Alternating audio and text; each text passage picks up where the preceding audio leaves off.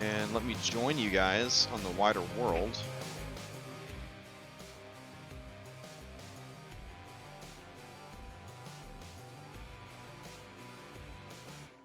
All right, I got the stream running now. All right. All right, today's question, unless we want to just do a specifically Mother's Day question like I did this morning, do you guys want to do a themed question, or do you want me to see what the number is? I don't know, Crash. That's sort of a touchy subject for Julian right now. Oh, well, this is a... I mean, who is your we're favorite all here mother? for trauma, so I mean, if you wanna, all right, yeah, I'll ask the same question I asked them this morning. What is something your mother often did or does that you find yourself doing?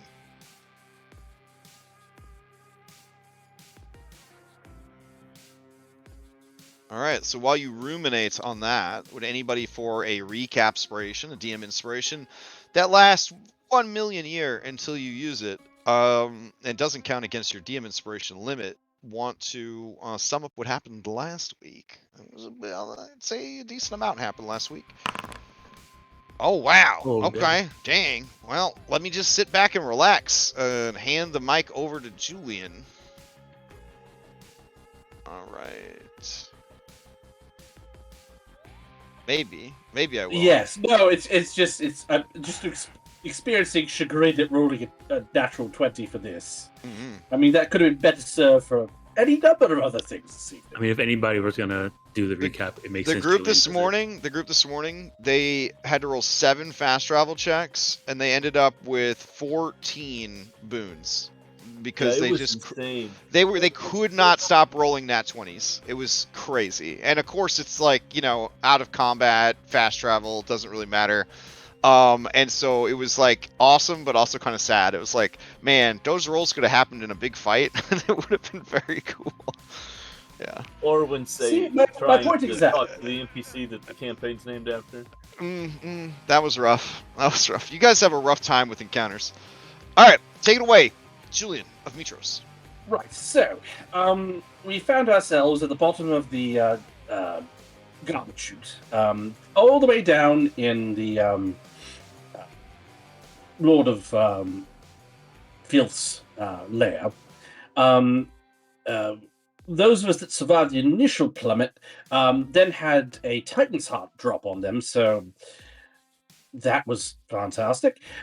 Fortunately, one of us was still up and kicking, Maya, who fortunately healed herself before going down the chute. And that worked out, and that she was able to get to some of us. But it was not looking good. We were being outclassed and outpaced by the Lord of Filth, by the tentacle monster down there. But it turned out that the dead goatling that we've been carrying with us the entire time since we fished it out of the sewer drain when we first infiltrated the tower was Kyra in disguise. Using her abilities, she was able to fix the situation. The heart was shrunk back down to size, turned into a very vicious turtle, kept going after Maya's fingers, and she was able, miraculously and very fortunately, to bring back Andronicus, who had laid down his life, staving off the vicious ice hydra. And with things coming to a head very quickly, the Lord of she was better part of valor, ripped the floor grate out and escaped. After we were able to collect ourselves and figure out what the next steps were, we decided, well, we'll just follow suit. And we got out none too soon. As we were swimming down to replace the heart in Hergeron's chest and free him from his stony prison, the shit was hitting the fan. The tower seemed that it was self-destructing him. It was sort of sucking itself into as if there was a tear in space and time, and it was just being and whisked away from this plane of existence. We heard what we thought or maybe Maya heard something that sounded like a child in distress, but we're not quite sure what that was all about. And because we had freed Hergeron, we were able to seek shelter in his head and make way to land. When we were able to get to the nearest island after about 6 hours of travel, and realizing that the tower had just poofed out of existence, not knowing the full extent of the damage done, we had to deal with very real consequences of our actions. Kyra and I had one last conversation as the Furies were coming to collect her. At the time, didn't know exactly why, but she had broken an oath. Not knowing the specifics, but she had to go with them.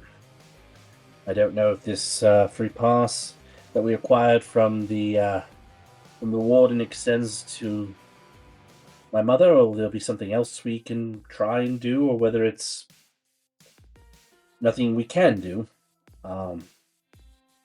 But she has broken an oath. And it was not until the next morning that we realized what oath had been broken. After trying to get some rest after a very strenuous day, we did make our way back on to board the Stormbreaker. And in the morning, heard roaring and breaking of furniture coming from Echo and Narcissus' room, only to find out that Narcissus isn't a god. Narcissus is a dragon, and in fact, all of the gods are dragons. And we learned that through the efficacious use of guile and a 20 squares board, they were able to rob some of the abilities away from Sydon after the initial attack on Praxis. And the deal was the powers had to be given back after 500 years, and with Kaya imbuing Andronikos with her power, him becoming the very thing he hates in many ways, that broke an oath. And now the powers have been returned to Sydon, who is now stronger, angrier,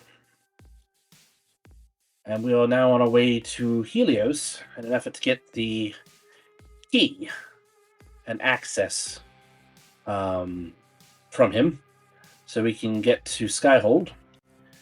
And there's some suspicion as to how Helios obtained his powers.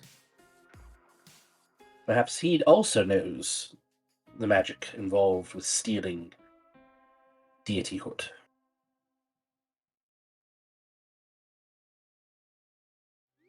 The timing there, right as the song reaches dramatic pause. Dang, bro. How many times you practice that?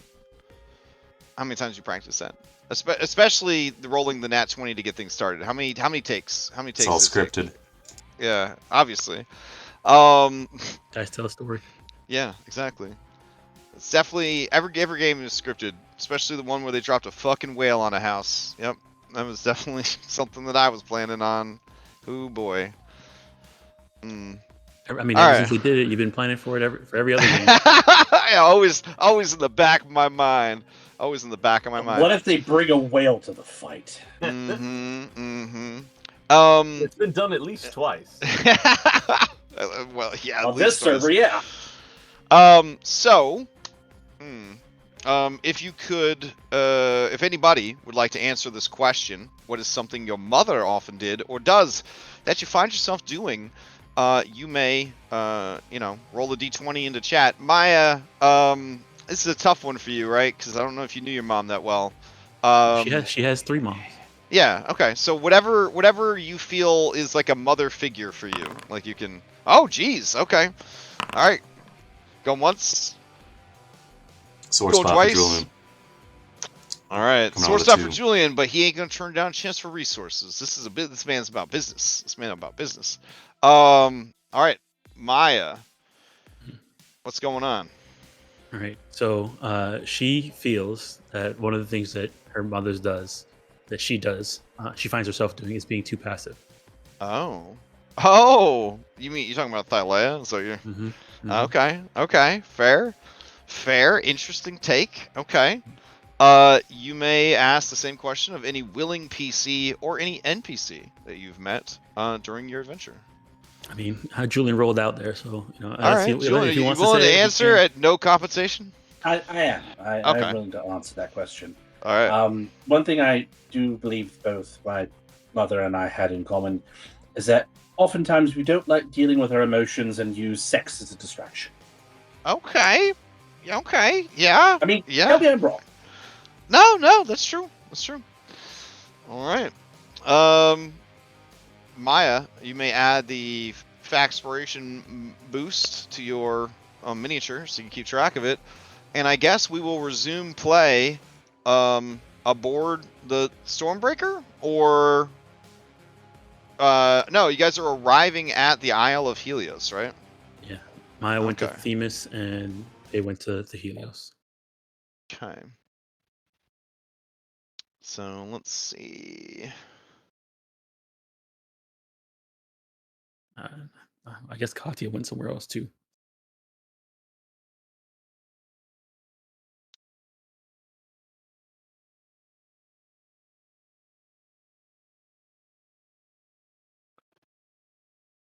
All right. I think this one will be pretty good.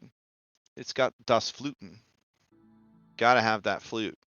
Can't be fantasy music without goddamn flute. All right. So do you want to just jump right into it? I mean, you've been to this island a couple of times. They know you guys. We're saying we're getting there at night, right? I do have to ask a very important question. Yeah, you're getting there at night, which means that it will be daytime on the island, because the sun is there. Yeah. God, I love this kind of stuff. So who's your B team going to be? Also, you now have access to your first epic mount, though it's not very respectful to call him an epic mount. You do have access to your first epic mount, Oristanar. Oristanar is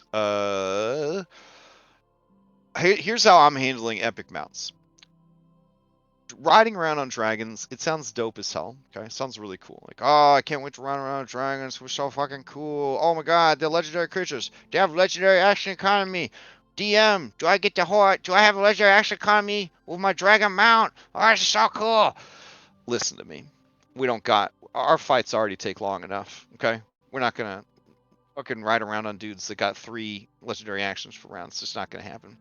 All right, so what we're doing with epic mounts is they are a boon that is applied to one character. They also are so powerful that they use up a B team slot. Okay. So, when you have Aristanar as your dragon mount, you gain the legendary mount boon, and it uses up one of your 5 B team slots. You add 80-foot flight speed to your available types of movement. You can change your size to be huge, or whatever your normal size would be, and making that change takes half your movement. When you are enlarged, which is to say your huge size, aka riding on your mount, your melee reach increases by 5 feet. Spicy.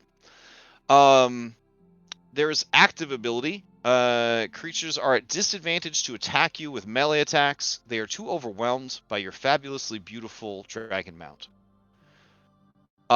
Passive ability, resistance to radiant damage.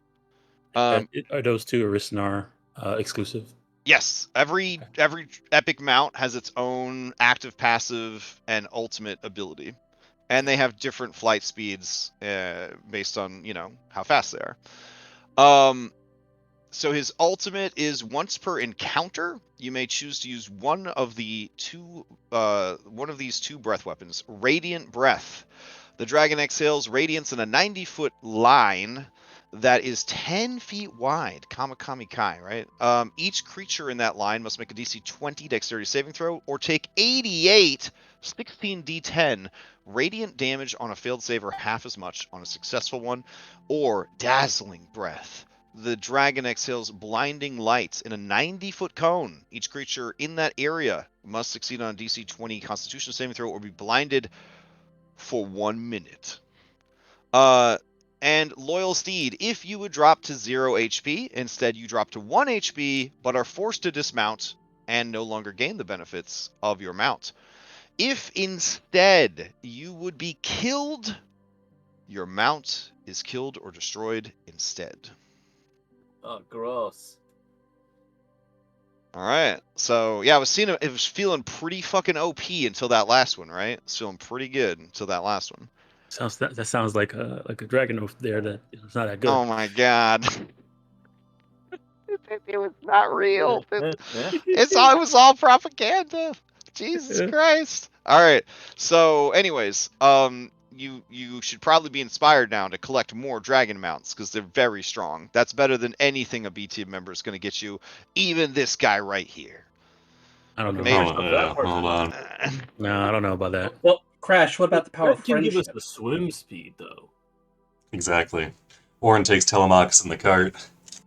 I mean, some of the mounts give you swim speed. I mean, how are we gonna harvest stuff if we don't bring either Corinna or wow. what's Mm. our Okay. what's his name again? All right, cool. I just wanted on record that I provided you a means to fly around on fucking dragons as per the adventure like hype train false promise in the player's guide, where they're like, yeah, you're gonna raise your own dragon mount. No, you're not. They're fucking babies. You're not gonna ride a fucking baby into battle. That's ridiculous. That's the dumbest shit I've ever heard of. You are gonna recruit dragons, but they couldn't tell you that in the player's guide. Thank goodness. That, oh, by the way, there's going to be a bunch of dragon Doing allies. pretty good. Right? Exactly. And you guys just waiting around like, where's our dragon allies? Like, You and may Kyra's encounter like, 4 dragon allies. Kyra just shrugs like, beats me. I don't know, guys. Could be anywhere. You know how dragons are. Anyways, I made this saddle for Cyber the Brass if anyone wants to ride him. Little asshole. Yeah. So I guess, tell me your I B think team. you're selling Cyber short. I mean, he's a huge asshole, but he's not wrong. Who's your B team for this expedition to treat with Helios? Do we think bringing ex-Narcissus would be a boon or a bane Boon. in this endeavor? Okay, so I I think think he boon. should be one of them.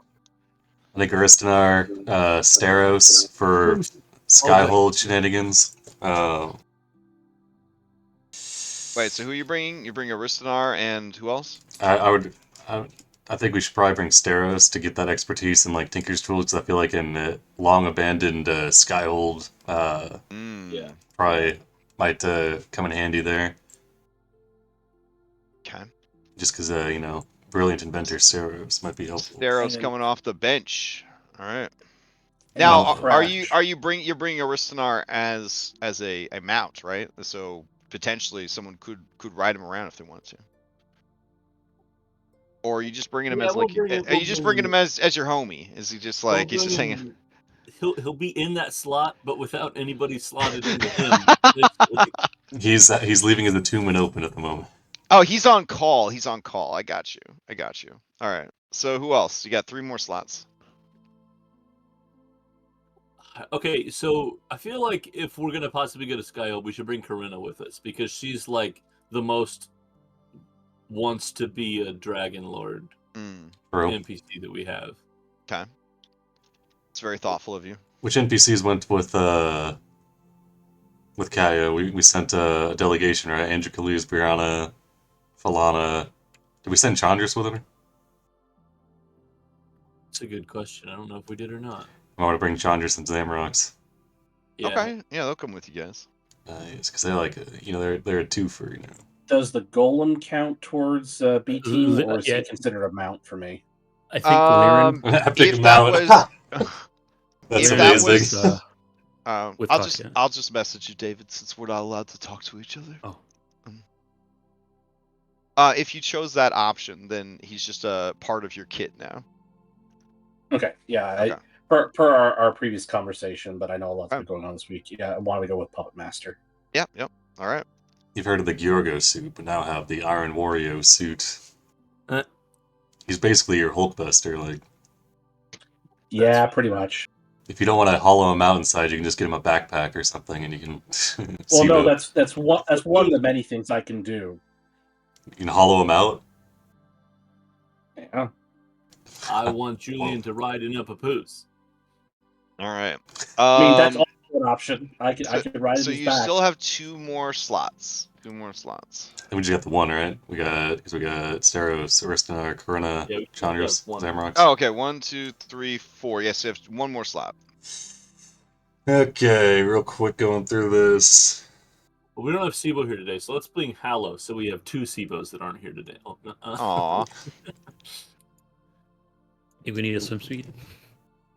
Cred Yes, no. is he's still raring for action. So mean- if you guys are going to a Red is in super recovery. if you're going to a super if we dungeon have- in the sky, dude. Yeah, if we're going to a super dungeon in the sky, there's one person we need to bring. yeah, Cred. Yalla? No, Telemachus. Oh, fuck. Oh, Y'all- true. Cred is sad. Well, I feel like Cred, he needs to regen his shield, right? Oh yeah, his His, shell his got shell, yeah. broken. Yeah, that's fair. That's fair. Okay. I spent my regen on Orin's useless ears. You know. True. Damn it. All right, Curses. that's a pretty solid team. That's a pretty solid B team. Yeah. All right. Oh, poor Telemachus, he's encumbered now because of NPCs. Alright, so Chandras rides Zamrox, and Zamrox rides Aristanar. B team. Oh my God. B team take care of themselves. B team take care of themselves. All right. Yala, you're not allowed to come, I guess. There you go. All right. And there we go. All What right. are you doing here? Yeah, who's this? Who? Katya's stuck in Oh. here. Now Kadia's got her own biz she's dealing with. All right. But yeah, Claudia was on the diplomatic mission. Oh, she went on a diplomatic pretty mission. sure she Okay. was. It was She's it the one was that her teleported. and also Liren. Is this the diplomatic mission down here? Oh, there they go. My Uh, founder's been acting I up. don't Let me think say. Khaled.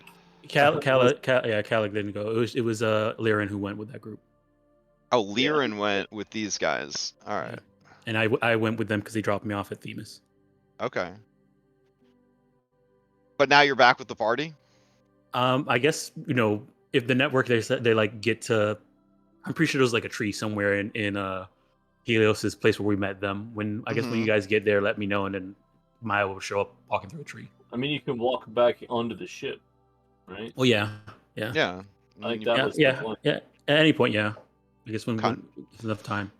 Her plan is just to go and set up a teleporter in Themis. All right. So these guys are off on diplomatic mission. All right. Do I even need to?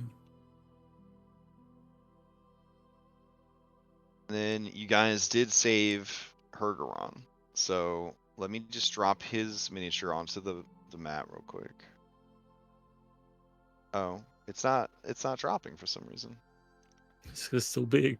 Yeah, I've been prepping for like 2.5 hours before the game started, and it just gradually got worse and worse. Like when you play like on a broken Minecraft server, it kind of had that feel where everything was just starting to like fall apart. I was like, cool, loving that. Let's see. I don't think it's gonna let me drop as many, and if it does, I think it's gonna break this entire map. He's just too fucking big. I mean, he's 50 by 50. That's pretty big. That means in real life, if we were playing this game IRL, I could just wear a costume and that be his miniature. you just move your head over the DM screen, and that's her in Yeah. the background. All right, there we go. Cool. I'm gonna be honest. They're not looking great. The 4 of them. They look like they've been through some real shit. The lineup is just. Coloron's Ugh. hanging out. He's not looking too bad. Yeah, that's true. It's just his body is permanently turned to stone. That's Which Between Talius and Yala, I think they've. I'm not really sure who's got it worse. Probably Talius because he was actively being tortured. Well, no one knows for sure exactly who took Yala's beautiful skin, but you know, I'm sure whoever did it, they did it for good reason. So, anyways, moving on. All right, grab you guys, and we'll head over to Helios's garden. Keeping in mind that the oath ended and you arrived here in the same day, so you're here on the last day of the thing, or did a whole day go by?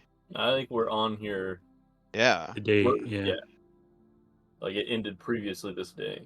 Okay. So let's see. I like how dusk doesn't work anymore. That's so cool. There's like cool things are happening.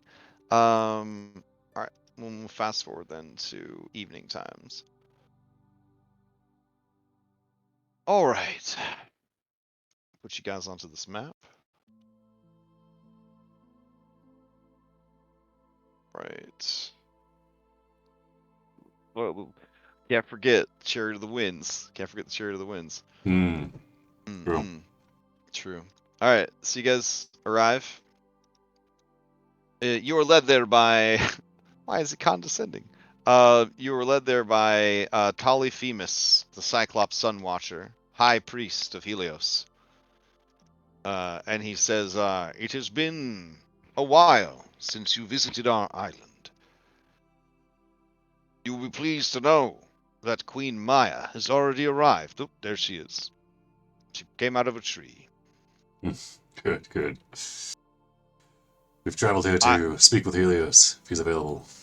Yes, that is why I led you to his table. It has been set for his evening meal. You are welcome to join him. Thank you.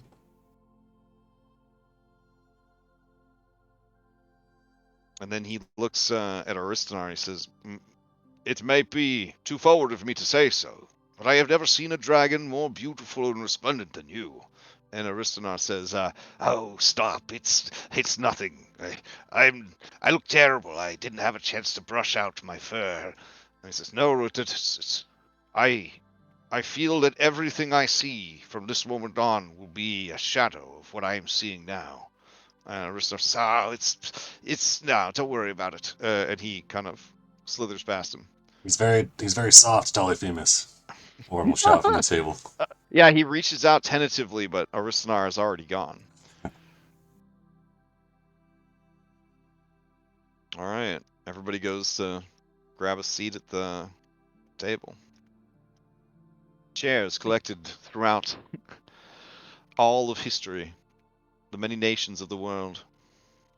I like that Chandris and Zamrox are sharing a bench. It's so good. This chair is destroyed as Iron Wario says. I could see Did you give him a new name, or is he just Yes. Iron Wario? He is now Adam S. Adam for short.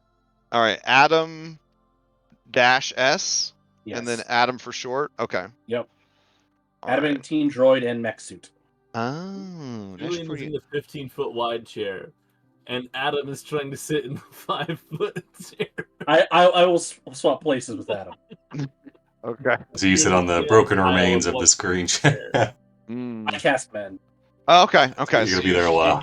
You see, yeah, you're sitting there repairing it. Okay. Yeah, that repairs 1 cubic feet at a time, so you'll be there for 25 minutes. We got time.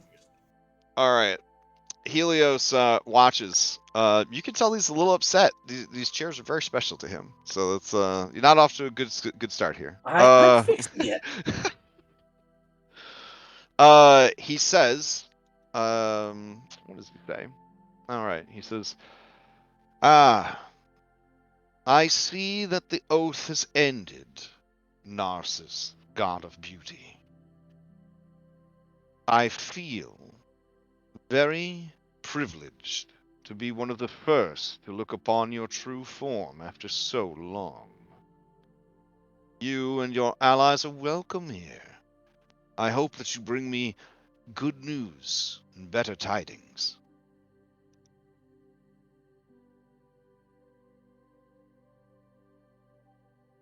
and from his lap you hear the arf arf snuffle snuffle of Olive, the strange alien creature. Okay. I suppose first thing we should tell you is that we accomplished the mission that you set for us. Remind me again, what mission was that? The Golden Man. Um, He's gone. was such a triviality that I forgot. I hope it wasn't too much trouble. It was a little bit of trouble. Orange But eating it's handled. he's eating his banana. It's like, no. It's a piece of cake. The question is, Orin, are you eating it with a fork? I don't see any silverware, so I guess no. Deal on or on?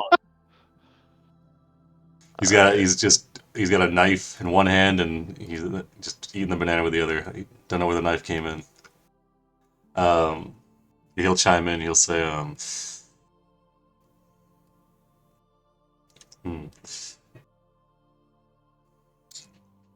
After dealing with Midas, we returned to our quest against Sydon, as you're aware, and the Tower of Sydon, Tower of Praxis is no more. Yes, I saw as I was carrying the day in my chariot. He motions to his sick-ass chariot over here. Does Or Orin have a nods. chariot in me? No. His chariot's perfectly fine. Okay. It's not all about looks, Functionality, practicality, these are big factors for Orin. Helios says, in truth, I felt the death of the star deeply. It is a regrettable tragedy. Do you know what could cause such a thing? Stars are complex creatures. In realms where magic is forgotten, they are screaming entities of radiant light, providing life to some and inevitably death to all. The tower disappearing wasn't our intended course of action, but having the weapon fired against Mytros was something that we could not allow to happen. Yes, it was a bold move for Sydon to capture the power of a star, weaponize it.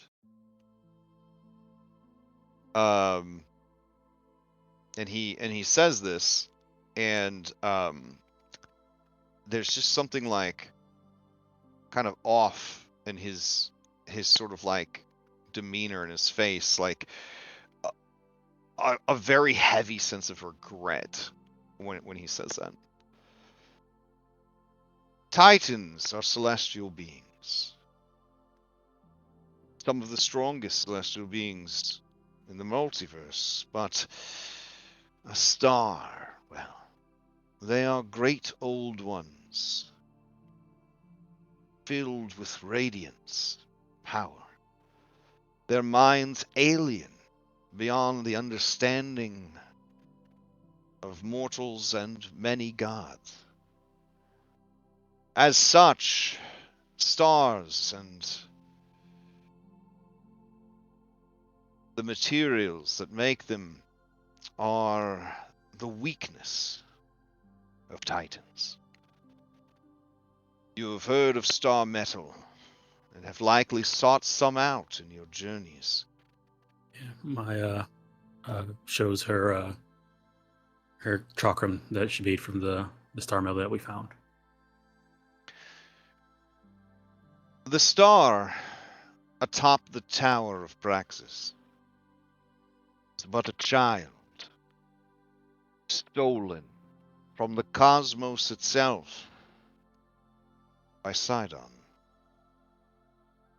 enslaved and forced to power his weapon, I would hear it every day, calling out for its mother.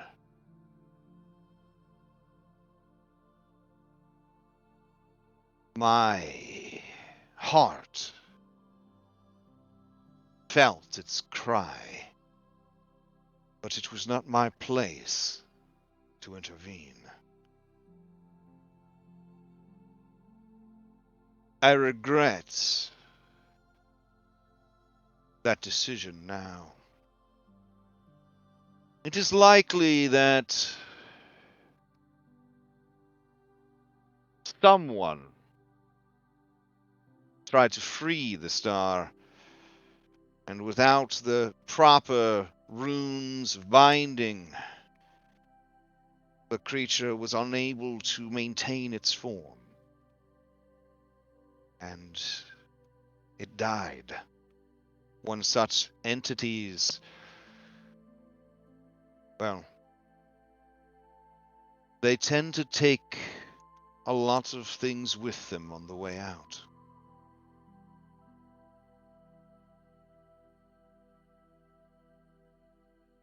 Or,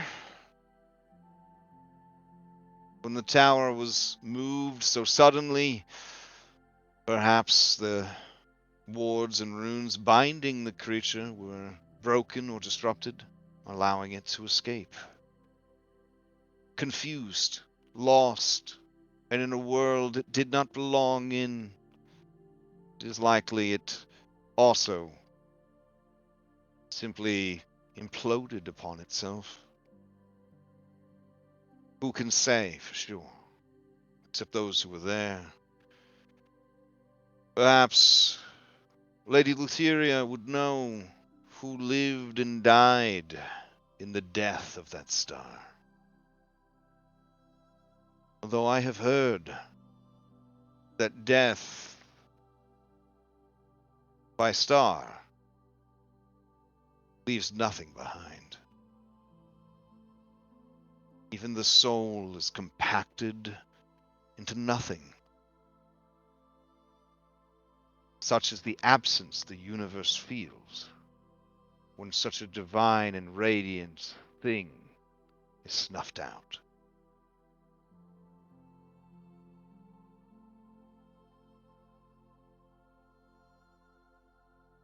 He takes a sip of his golden wine and kind of stares at everybody. Says,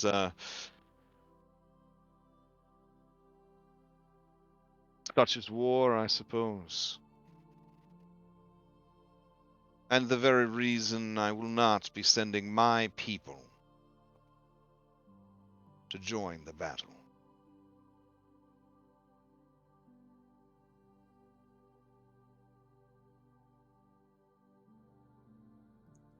We can respect your decision and appreciate your understanding that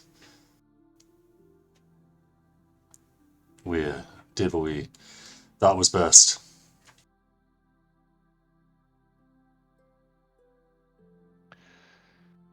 Yes. What you thought was best. I have been there myself. All must live with the consequences of their actions, the reality of their decisions. But in times such as these, perhaps it is best that you were able to act at all, rather than stand by and watch what you cared for destroyed. Those who seek destruction will always find it. Perhaps this is something Sydon not consider.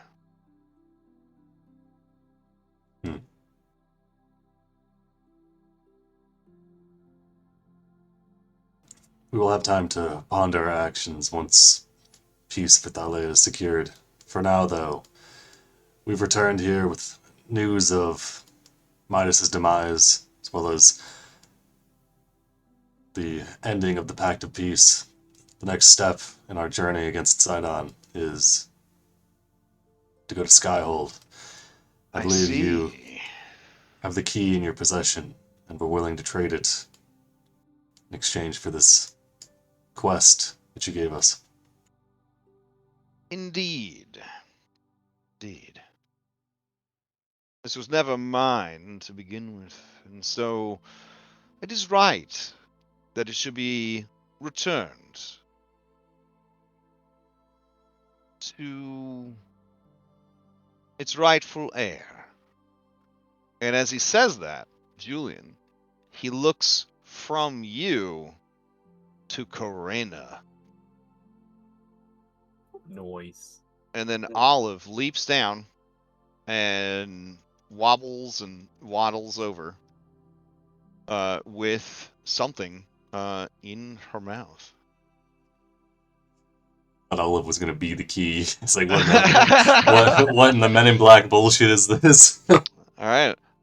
Karina tries to take it from Olive, but Olive starts playing, and Karina playfully tries to get it from Olive, who eventually, because they only have enough energy to play for a couple of minutes, releases it.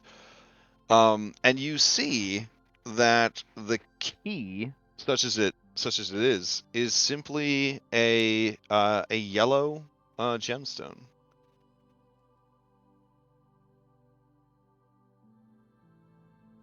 Can you explain how to activate it, please, Helios? Of course.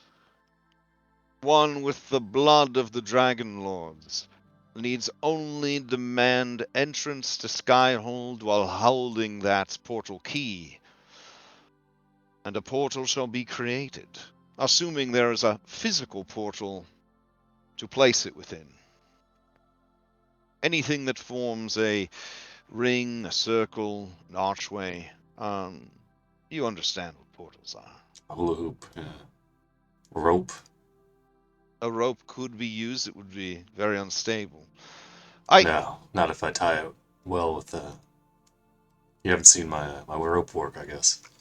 I mean, I've seen many things from my chariot, and he says that, and the camera cuts to the fucking sick-ass chariot over here. Again, Oren. It is a nice ride. Oh, that's... I suppose it is. Yes. I imagine you're pressed for time. Would you be willing to finish this meal with me and tell me the answers to my questions 3? I would gladly trade answers to questions 3 in return. I believe we do have some questions for you, so... He smiles warmly and says, I imagine you do. Especially given the revelations that have transpired.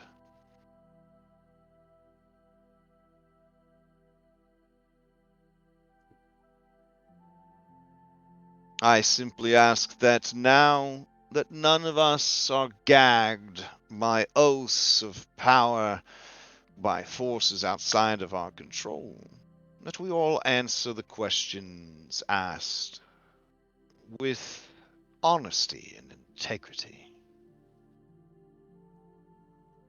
Ward'll, you'll over the network, the Sebo network, you'll say, I think that's fine.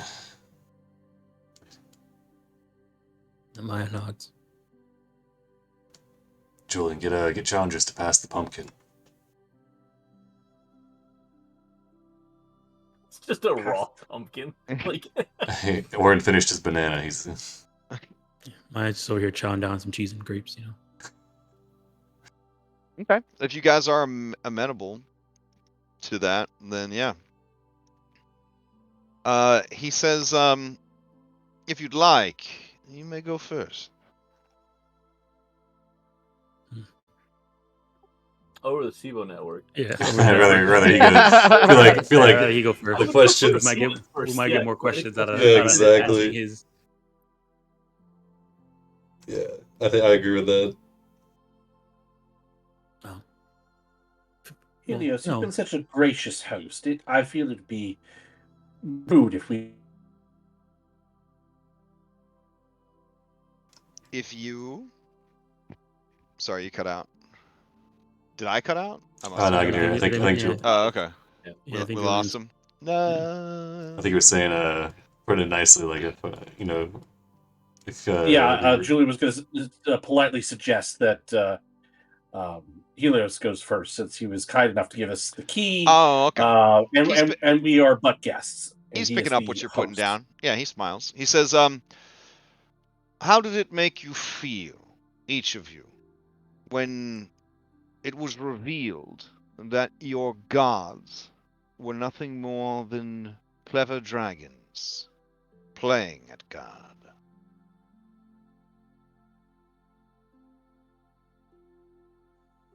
greater respect for the burdens that they accepted onto themselves.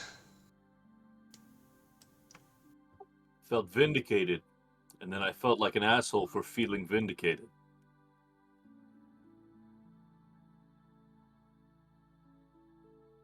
Um, I'll answer for so Sibo since he's not here. I knew all along. I've known for a long time. It wasn't a big surprise for me. That's why, the hardest part was not telling Andronicus what an asshole he was being when I knew what they were going through and what they had given up and all the sacrifices they had made and how completely unqualified they were for the job, and they were trying their best, and then they got this guy over here that's supposed to be their champion supporting them, and he's just constantly like ragging on him about what a terrible job they're doing. Like, what an asshole. But like, if I Look, told him that without any context, I would have been the asshole. So I'm pretty look, I relieved may that have it's been an over. asshole, but I wasn't wrong. I mean, he kind of says, I mean, I feel like they did the best they could with what they had. I don't know. Strug. I was surprised and then also sort of relieved.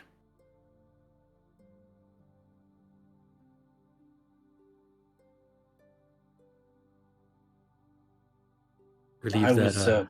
I'm sorry, relieves that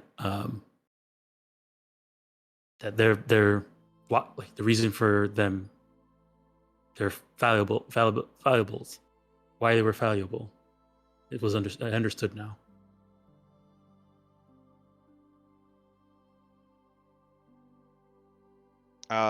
He kind of smiles and says, even the most perfect beings in the multiverse are fallible. It is a dangerous mind that assumes anyone or anything is perfect.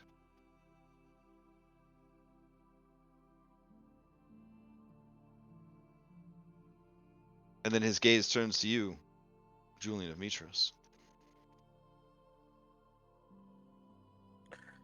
I was shocked. I didn't know what to think at first. Simply because of the personal nature of my relationships with them. And I must admit that it wasn't so much concerning of what they were trying to do at the time, but more of what did that make me? And I suppose I was very selfish in my thinking. But I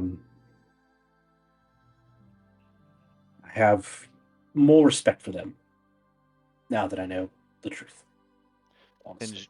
And Julian, as you say aloud, what does that make of me, right? Yeah. There is this involuntary remembrance of speaking with Lutheria high above the Nether Seas arena, away from everyone else, where she said that she built something special.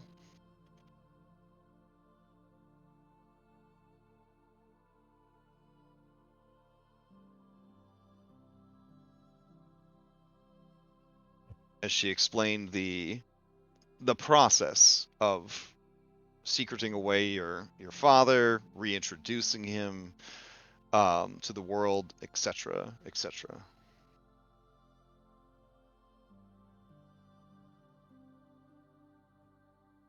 Helios says, your grandmother and your mother, he says, looking over at Aristonar, was one of the most remarkable creatures I had ever met. It was love at first sight for me, though the ferocity of Zabolkarax certainly tempered my feelings. I was so proud, pressed by her great gambit. I still to this day smile thinking of her cleverness.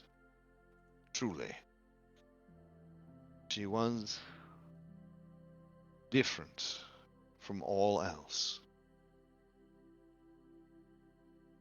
And you guys can kind of tell that Arisnar, he likes people praising his mom, but at the same time, he doesn't like Helios praising his mom. Mm.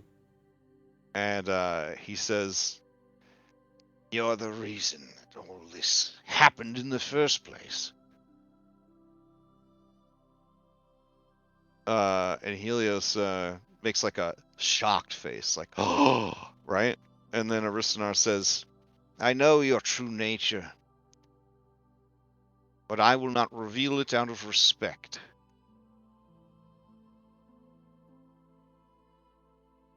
But your friendship with my mother equipped her with the knowledge that led her down a path that took her from me, from all of us, that forced upon us the mantles of gods that we were never meant to be. Your manipulations were subtle, perhaps even to her, but I have had time to think them over, and I know that your clever wit was behind it.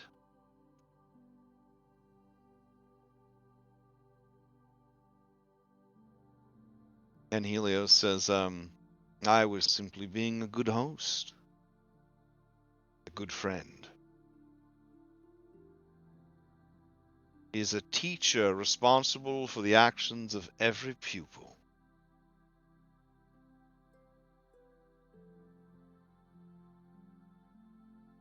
I gave her the knowledge, but she, through her own free will, acted upon it in ways I had never considered or foreseen. It is true, Narcissus that was, Aristonar that is again, that you were dealt a poor hand. But the fact remains that in all the worlds I have seen, war, strife, chaos, they are a constant.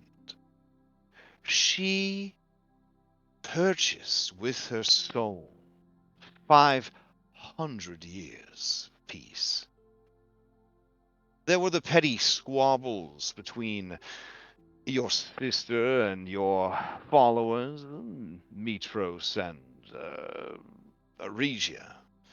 There were raids, there were squabbles, but the world was at peace.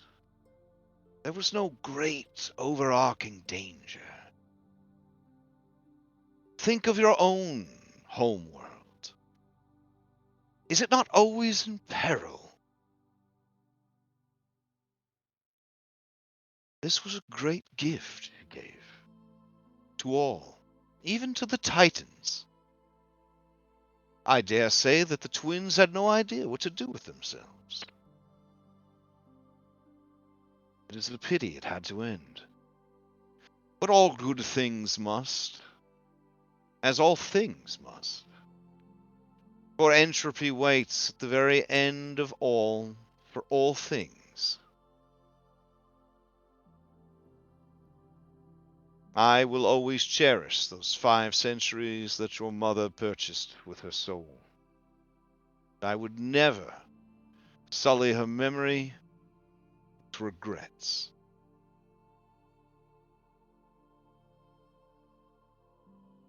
And Arisnar looks chastened.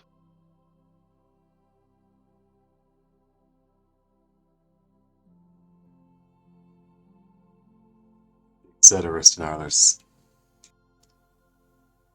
there is no shame in missing her. She gave up a great deal. He just starts fucking crying. You know how he is. He just starts fucking crying in front of everybody. Steros puts a hand on his side, and then you can see the surprise on Steros' face, and he keeps the hand there because it's so fucking soft.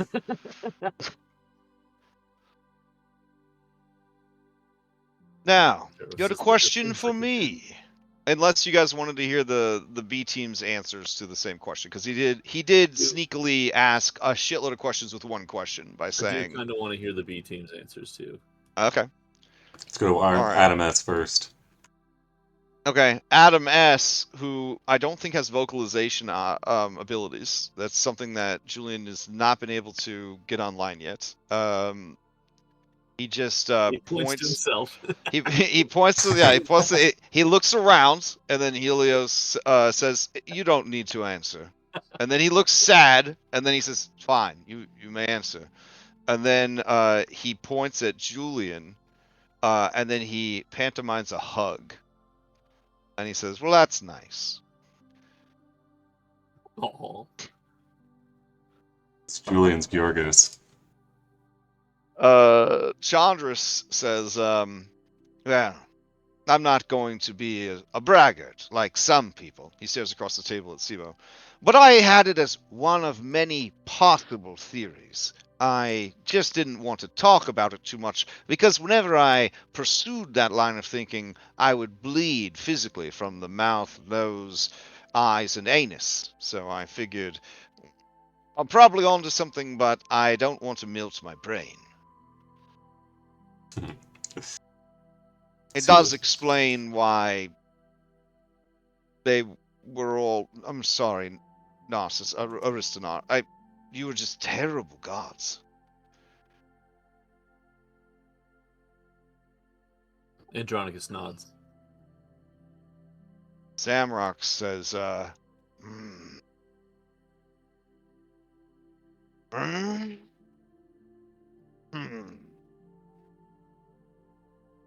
which you guys know means that I had no expectations one way or the other.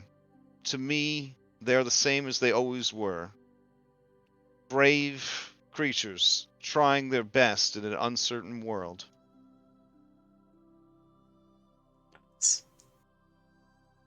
Thank you, Zamrox. Aristonar cries even harder after Zamrox's kind words, and he passes. He doesn't want to answer the question. Steros says, immediately.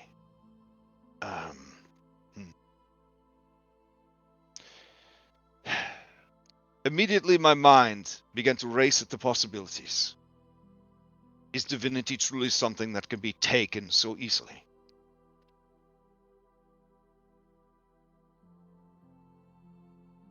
And at what cost?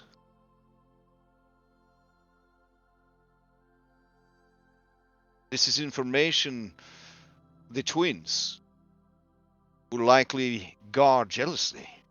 In fact, and you will excuse me, great host, I was nervous agreeing to come here, for a part of me is concerned that you will not let us leave here alive. Such secrets in our possession. And Helios says, I am confident that I could kill all of you, but I don't see the point. And you do have a knack for being rather lucky. And all it takes is one bad day to end it all. And you have a knack for bringing the worst days to your foes. You are my guest. You dine with me at my table. If I were to bring you harm, I would bring the wrath of the Furies down upon me for breaking guest hospitality. I know that the world is about to experience a great deal of change. I will not stand in the way of it.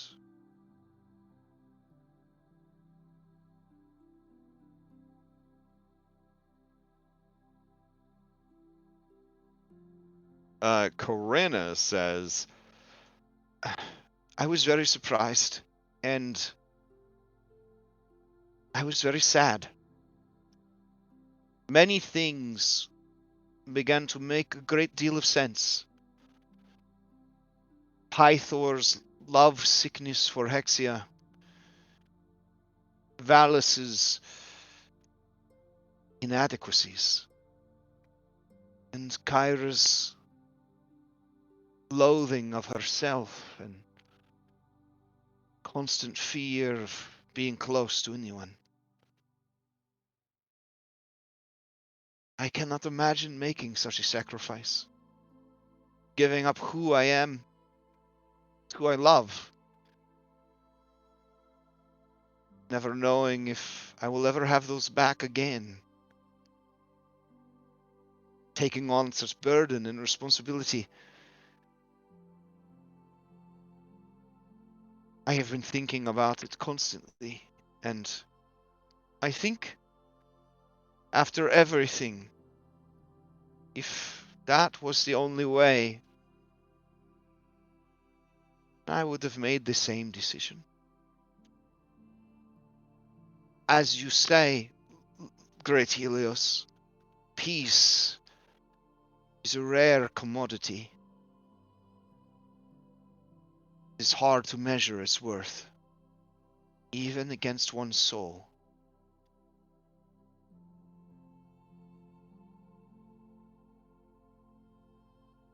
Telemachus, who has not laughed, nor joked, nor jested. He has gotten up to no chicanery, tomfoolery, or mischief. No japes, no jives since the loss of Kyra. He hasn't even touched his sausage plate. Nope. He looks up with a sorrowful look in his face and he says, I only know that I miss her. And that I wish I had been as smart as Thibaut Shepin. Or perhaps, armed with the truth, I could have found a better way to love her. To make her understand how much I loved her. And that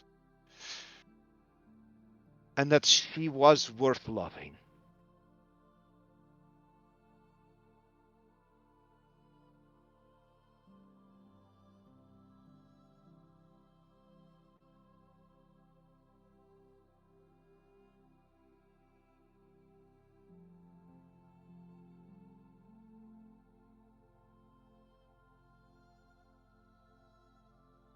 All right.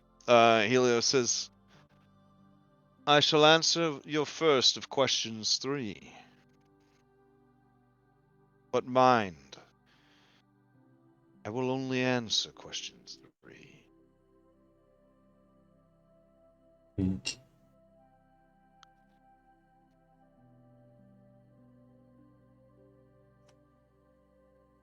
With the SIBO network. Hero huddle in the SIBO network. We all put our minds together. Right, we get in the white room, the SIBO network huddle. All right, so obviously we need to know how to steal away divine power. And Yeah. Jonicus wants to ask if it can be destroyed, but I don't know if that's something that anybody else does. Yeah. It is yeah, it sucks. We definitely need to know. That's the last thing that Orin wants. We need to know. We need to know how to take it, right? But I feel like we need to know what to do with it after we've taken it, because we don't want to do the same thing they did. Like, we want to seal it away. We want to destroy it. We need to like distribute it evenly among everyone in Thylea. Like something. How about Something like asking that. I mean, we something could just along the give it back line to Thylea. how to Yeah. sever Sidon's connection to his divinity. I mean, if we are able to steal the divinity, why can't we could just give it all back to Thylea?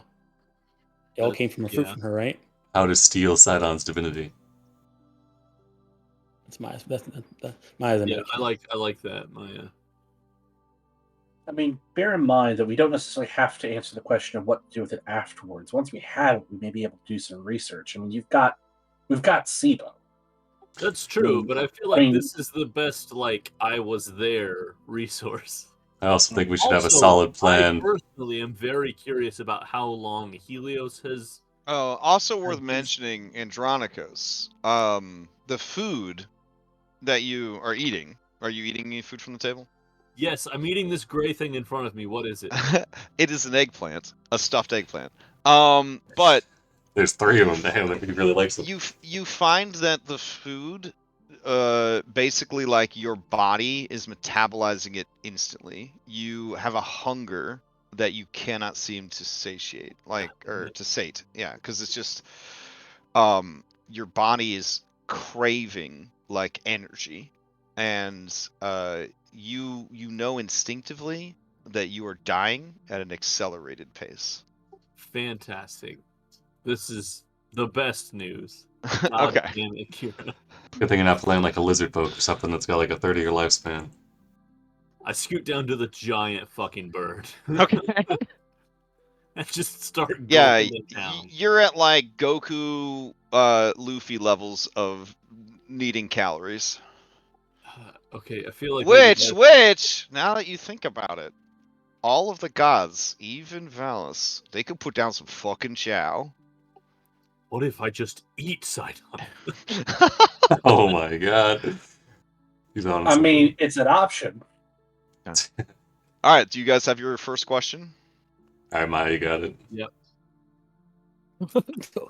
Okay, so just to make sure, we're gonna first question is asking how to steal divinity. Is that the first question? Or how to sever Sidon from his divinity. I mean, either phrasing. Ask the general question. Yeah. So we asked her, what did he teach Valis about stealing divinity? How did Valis? What did Mytros? Yeah, Mytros. Sorry, Mytros. Yeah, that sounds okay. good. Or just straight. How does one? Yeah, steal we'll just go divinity? straight. Yeah, we'll just go straight. Mhm. All right. I guess Maya will say. Is Maya the one asking this? I feel like Siba will be the one. Maya's gonna ask, how does one steal divinity?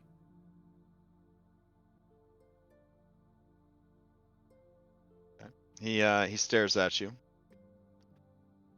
And he says, "It's complicated.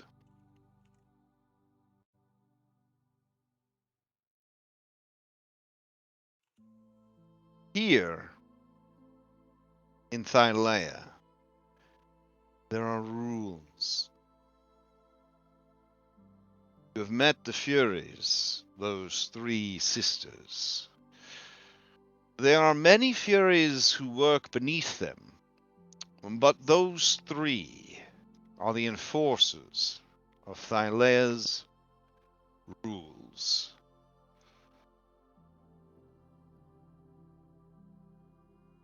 Have you ever stopped? Wonder why? That doesn't count as my second question. Don't try to evil genie me. That was rhetorical, setting you up for this conversation.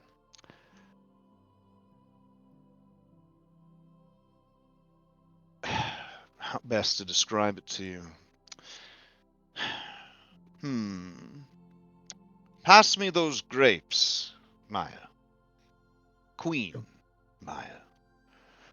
All right, Alright, so you pass him the grapes, Mhm. and he says, "This basket of grapes. This is the prime material. This is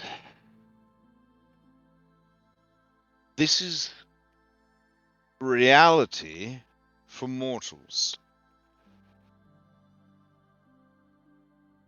Around this basket is the rest of the cosmos.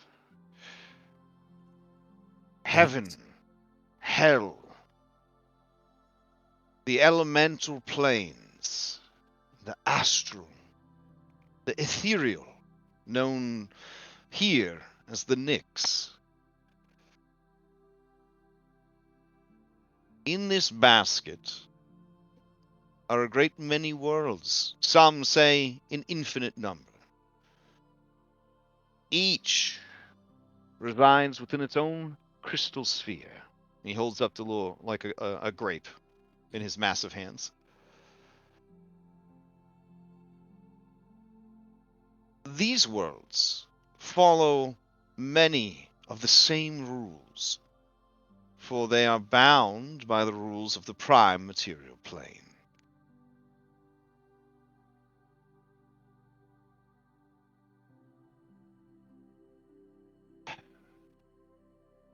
Oren, can you pass me that pie? Oh yeah, Oren's he's halfway through the pumpkin. He'll pass over Okay. the pie.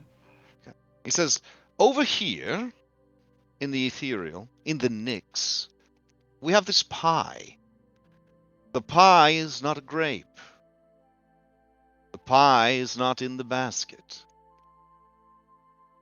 The pie is Thylea. This is a world apart. This is a demiplane.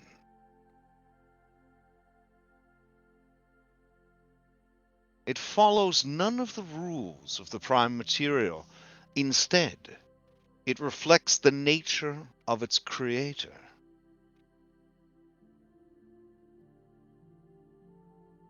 Thylea.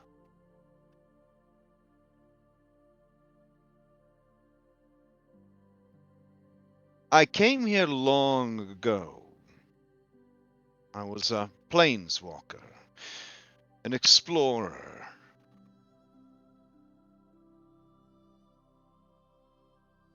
I discovered certain properties of this domain that were very different from any I had encountered before.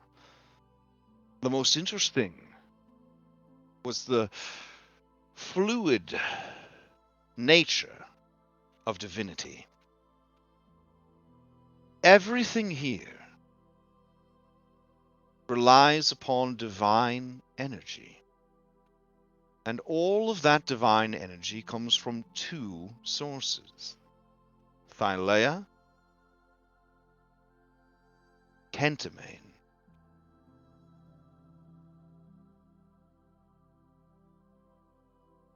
It is no mere exaggeration, no fanciful myth or story. She is truly this world. Every aspect of the world is defined and sorted into a domain. And those domains manifest themselves as sparks of energy. Thylea once held nearly all the divine sparks within herself. Kentamane, a divine being in his own right, had his own power. But Kentamane had a great deal of affection for his charge, his ward, his love. And from what I understand, as he watched her slumber, perhaps it was the curve of her mountains or the motion of her ocean, but he could not help but mount her.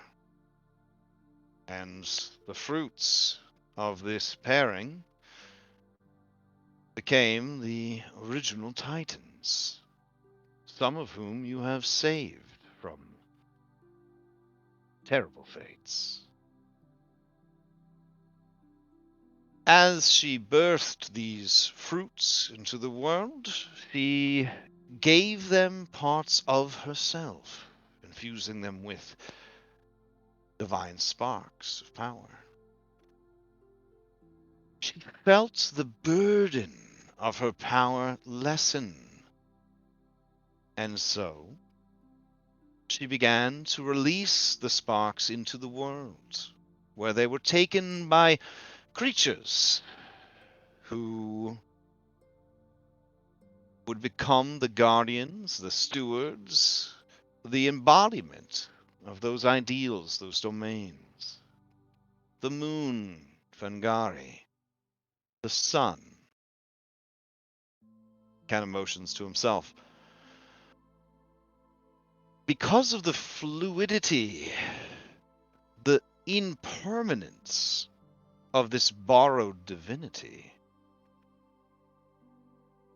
it is easier to take such gifts away than any other world, any other reality I have encountered.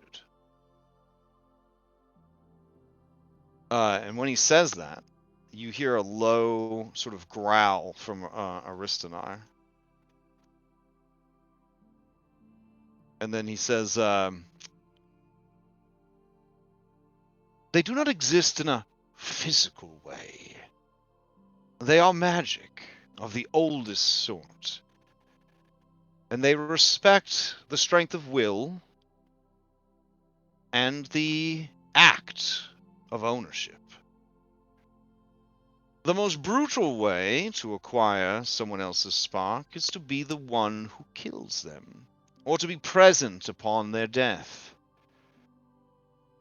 When a being who is host to divine spark dies, there is a fleeting moment where the spark lingers after death before it is whisked away back into the Nyx, where it seeks out a new host.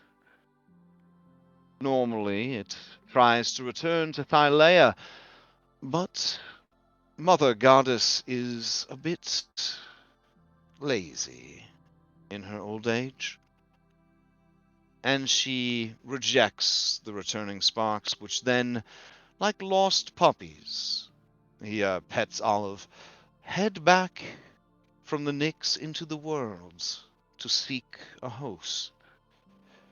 For they must exist, or the things they represent will cease to function. Were I to die, someone would take up the mantle of the sun, lest the world be plunged into eternal night. Should Lady Lutheria fall, many sparks would need new masters. Imagine a world without death, without birth, without the joy of revelry, without the creativity of madness.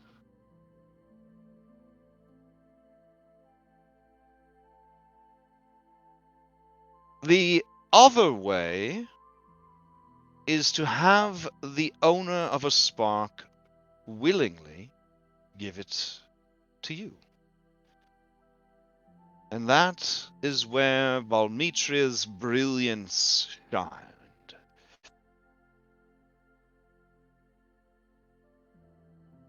She took advantage of Sydon's foolhardy pride, his inability to accept any sort of loss or failing. She coaxed out of him his powers. But she cheated. I do not know how, but I know she did.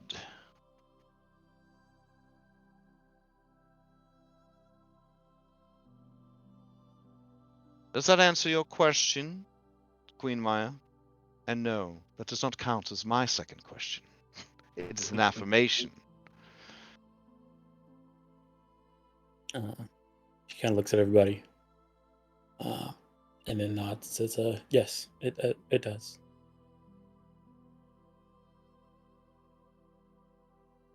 Excellent. You are a fellowship, and so your answer is shared.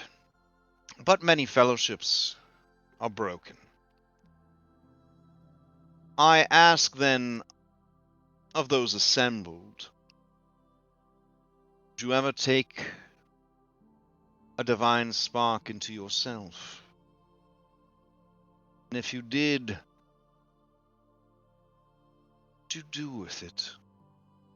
What would you do with godhood? What sort of god would you be?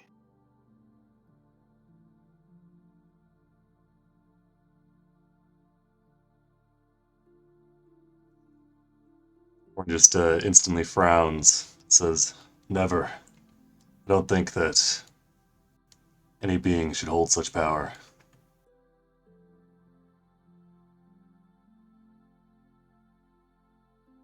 He chuckles at your answer and he says, that is not a reality that can survive in this domain. It is what I believe. Then you would pass the burden on to others. Even your fellows? I would try to find a way that doesn't require it.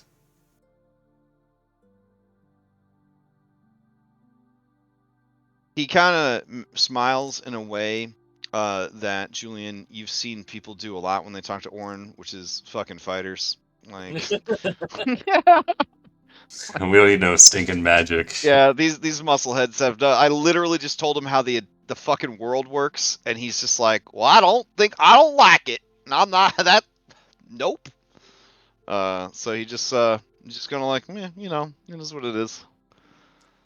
Orin just looks satisfied. He goes back to his pumpkin. Maya will kind of say, looking at like what Orin has said, and looking back at Helios and saying, "Well, you explain this world is like this because it is Thylea. So if it had to change, it'd probably be from her change it, right?" That's not my second question. No, he chuckles. He says, your devotion is admirable. Were that any of my priests or followers as devout as you are to she. But Maya, queen of Themis, chosen of Thylea, your goddess slumbers. She seeks nothing more than peace, her peace.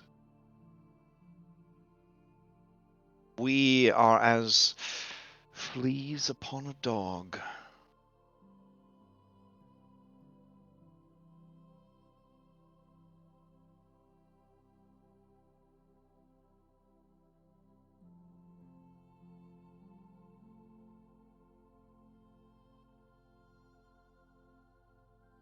And perhaps some of us, those that manage the sparks of divinity, are less fleas and more organs within the body.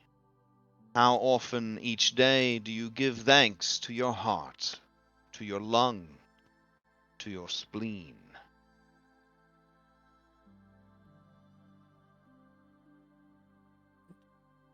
Looking at Andronikos, I think there was one day where I did.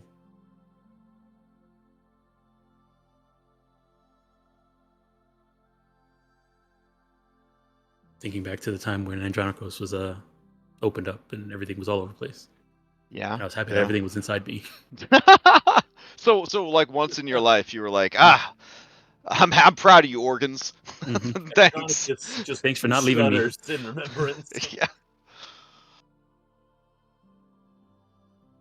I mean, Dom, taken apart piece by piece, splayed out on the wall while you're still alive, could have happened to anybody. I'm saying. God dang it. Oh my god. Dang it. Yeah, I guess his gaze would turn to you, Julian. He's very curious about Julian's answer.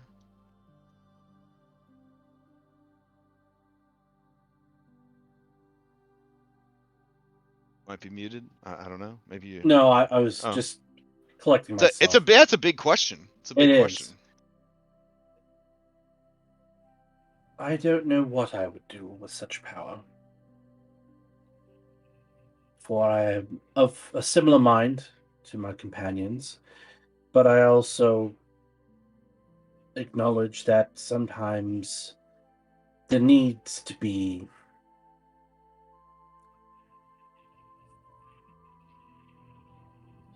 if not a thumb on the scale, a guiding hand.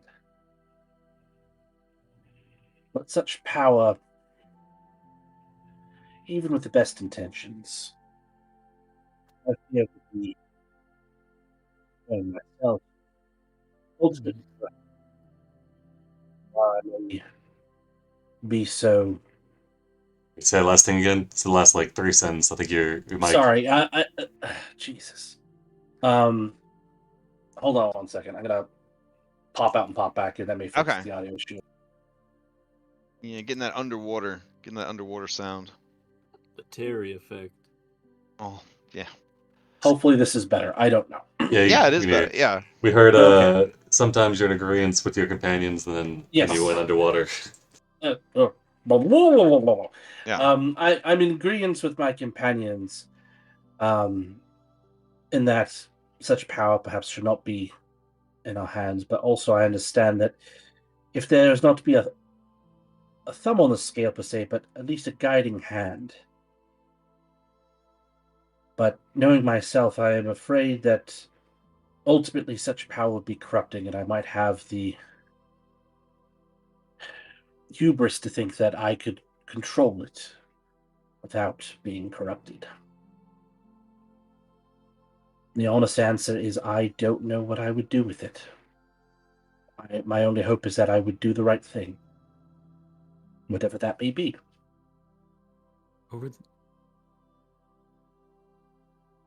Julian, when you finish your thing over the network, Maya's gonna say,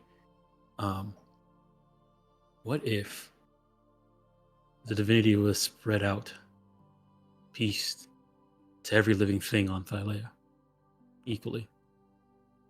If it can't be returned to her, and it sounds like she's not accepting, I don't know if it's possible, but that's what I would prefer. And if not, Everybody shares the burden.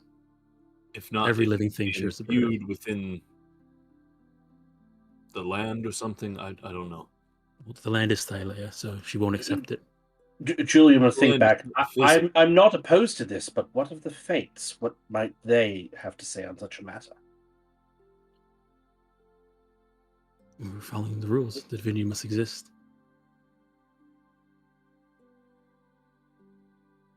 As long as Sydon doesn't have it.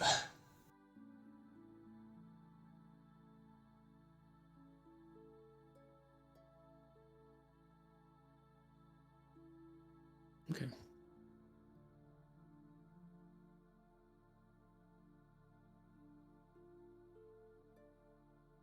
So Julian's answer is he honestly doesn't know what he would do because he can see both sides of the argument, but he would be afraid of what he might do in the name of trying to do right.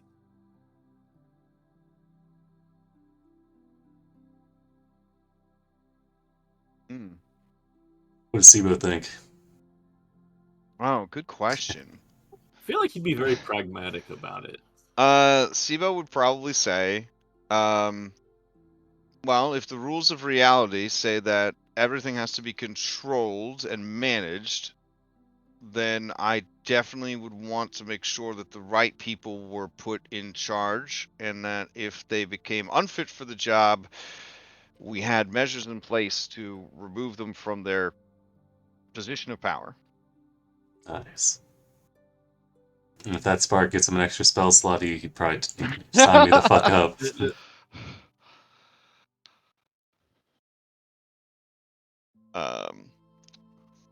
I don't know. Right. I feel like Nessa would weigh in at that point.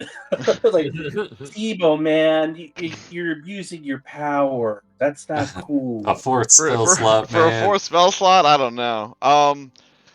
I guess then Helios would look to you, Andronicus, who has kind of already, in a way, answered the question. Yeah, would you ever but- take a divine spark in Andronicus?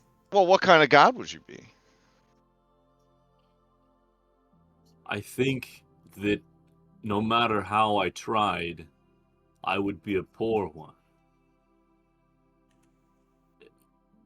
The nature of divinity, the nature of this power is almost stagnancy, and I don't think that's what the world needs or deserves. I would either try to redistribute it, or I would eventually become the thing that I hate and need to be brought low in turn.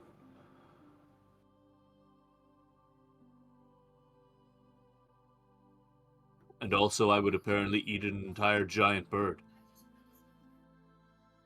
Yes.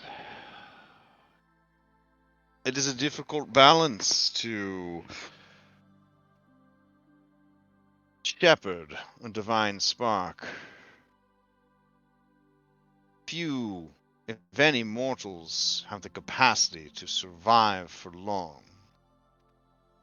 Your time is quite short. I hope that you use the power given to you well in the brief time that you have left. Or perhaps if you find a suitable host, give it to.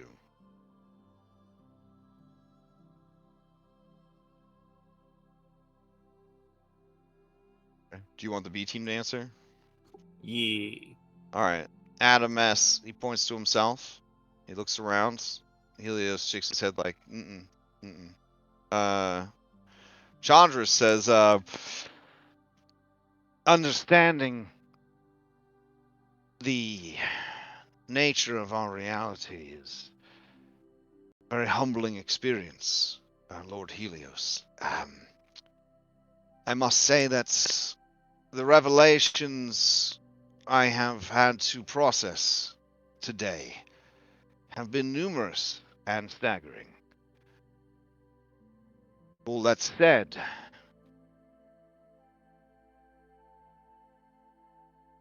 I would very much seek the means of surviving divinity before diving into the acquisition of it. He looks over at Andronicus and says, hopefully we can find some solutions before it is too late.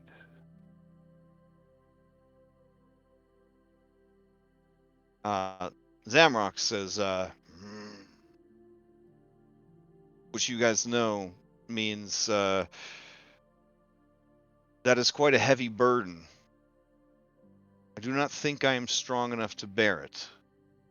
But if it meant protecting the people and places that I love,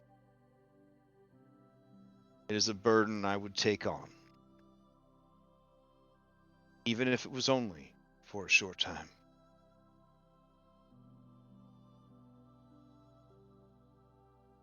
Aristonar says, well, contrary to what my siblings might tell you, it was pretty cool being a god. I would definitely do it again.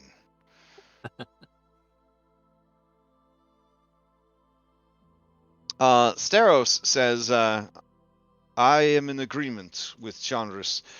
This is far too dangerous and very difficult to navigate.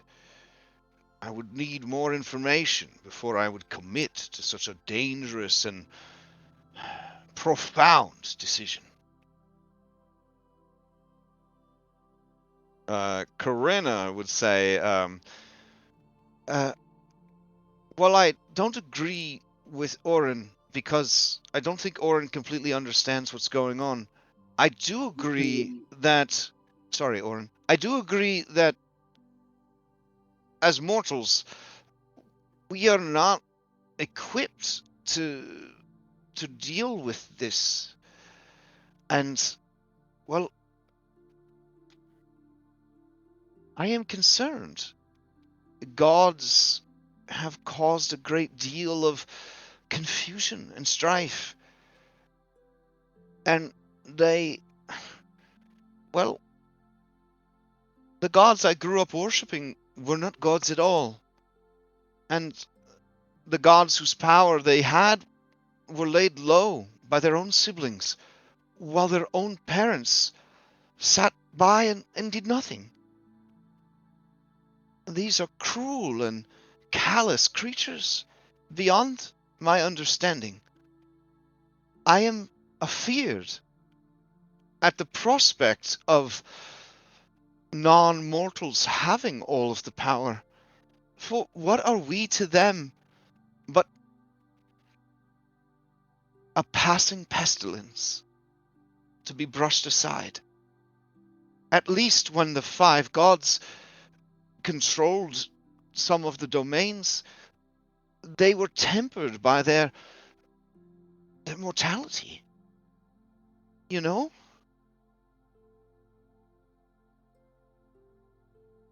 I would rather have a god who's not very good at it, but remembers what it is to live and be imperfect, than the twins or any like them.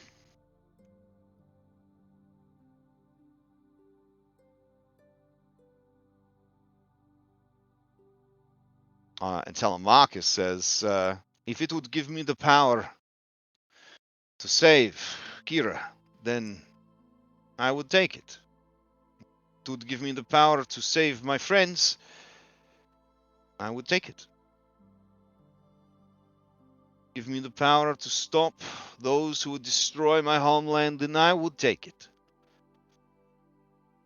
I made a decision when I set sail with these heroes. I would die for this cause. That has not changed.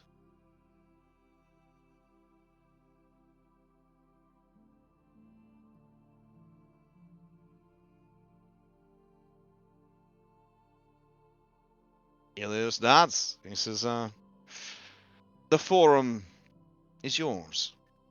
I await your question, that we might discuss it until it reaches a agreed upon conclusion.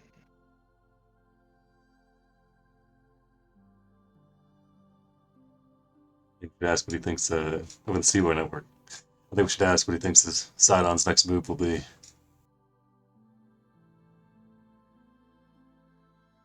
Gets a lot of info flying around.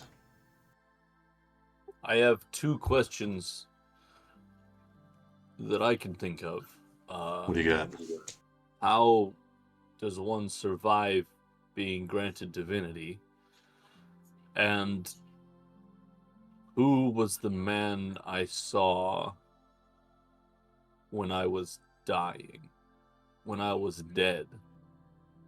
I can describe him, but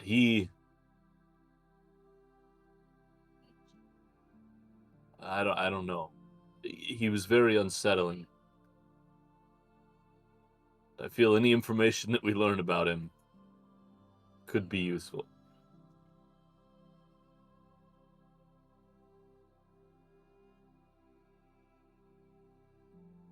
Could also ask questions about the natures of the fates and the furies, in terms of how they shape and enforce the rules here. I mean, do the fates rewrite the rules? Question should be number 3, considering Andronicus is at risk. I say we go with that question, asking how does one survive being imbued with the spark if you start out as a mortal.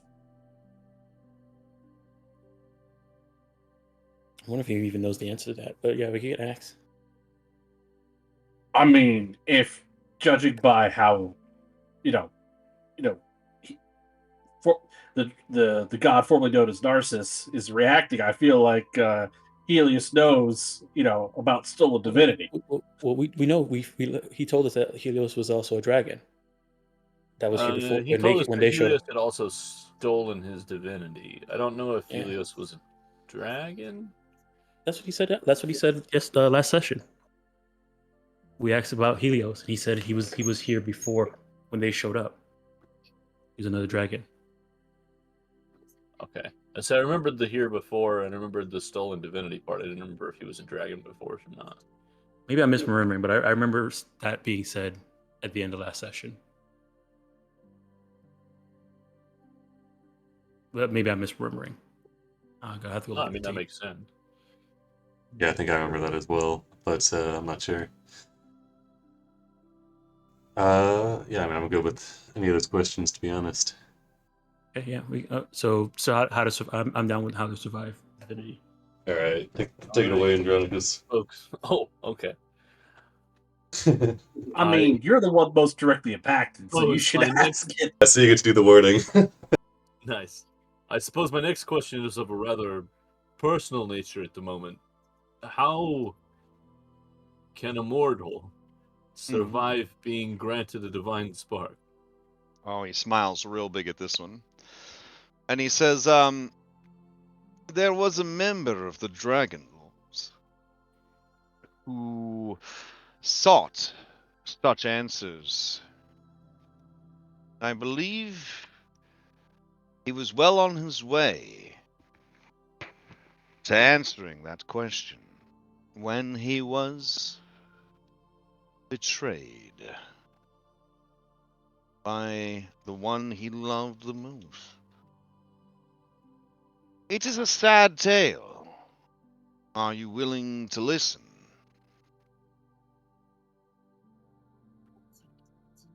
Yes. That's not our third question. Of course not. We have switched to an open forum format because these are large questions, and we are Thylean, are we not?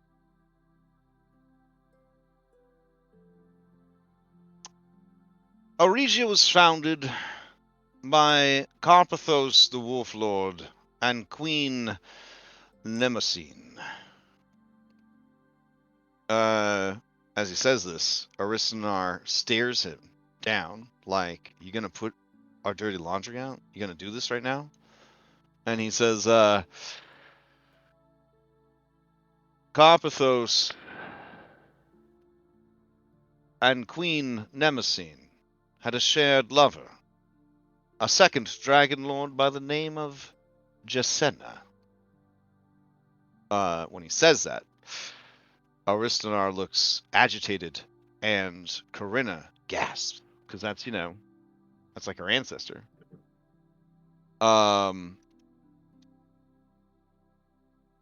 Yeah. And so he continues, and he says,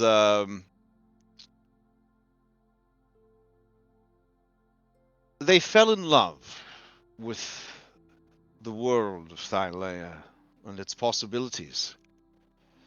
They felt, and their dragons shared this thought, did they not? As he kind of looks over to Aristanar. They felt that the Dragonlords were overextending their reach. They were trying to impose order on a domain that was delicately structured. It was only a matter of time before they would incite the Furies or break everything. And so the two Dragonlords, their mutual love, Nemesine, and their two dragons, left the Order to found a new kingdom. Phrygia. They were not a part of the battle against Sydon, the genocide of the people of these lands. They lived apart. They built a beautiful kingdom. But Queen Nemesis, well, she feared losing that power. She became obsessed with her queen status. She did not want to share the throne with two others, let alone one other. In the end, she and the dragon that would become the god Narcissus betrayed the others and sealed them away. What they didn't realize is in doing so, they sealed away the knowledge and secrets that Karpythos had unearthed.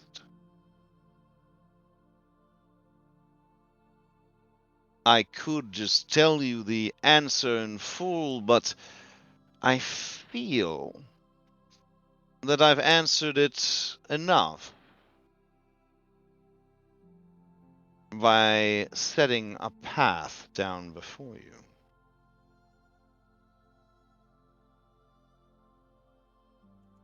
And he looks at all of you challengingly, as if to say, you didn't give us enough answers. I want all the answers. Does anybody straight up say those words to him?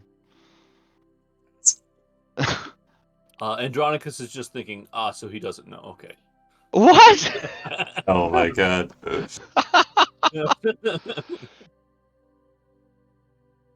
Okay. Narcissus is looking around nervously, or sorry, Aristonar, because he has just been called out in front of all of his new friends for being a traitor to his rider, which is a violation of the Dragonlord oath. Helios is like, hold on a second. Isn't your rider dead? What are you doing? What are you doing alive?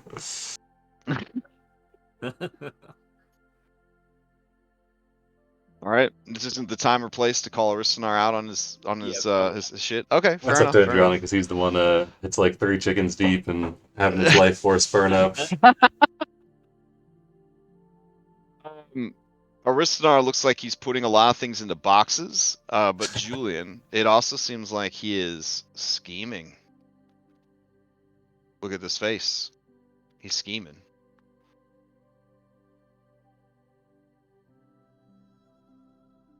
All right. Helios says, if I've answered your question to your satisfaction, 3 to ask of me your third question. Wait, isn't it his turn to ask us a third question?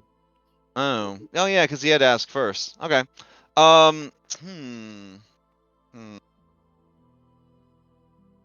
He was kind of hoping to close out the discussion because, then he could ask the final question and leave you guys wanting to ask more questions but unable to. All right, let's see. What would his question be? Okay, he's got a good one. He asks, in the battle that is to come, if you prove worthy and strong enough to lay Sydon low, will you grant him mercy or end him?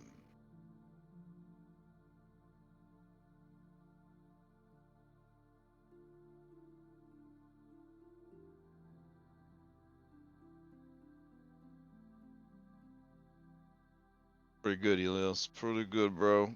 Have fun, bro.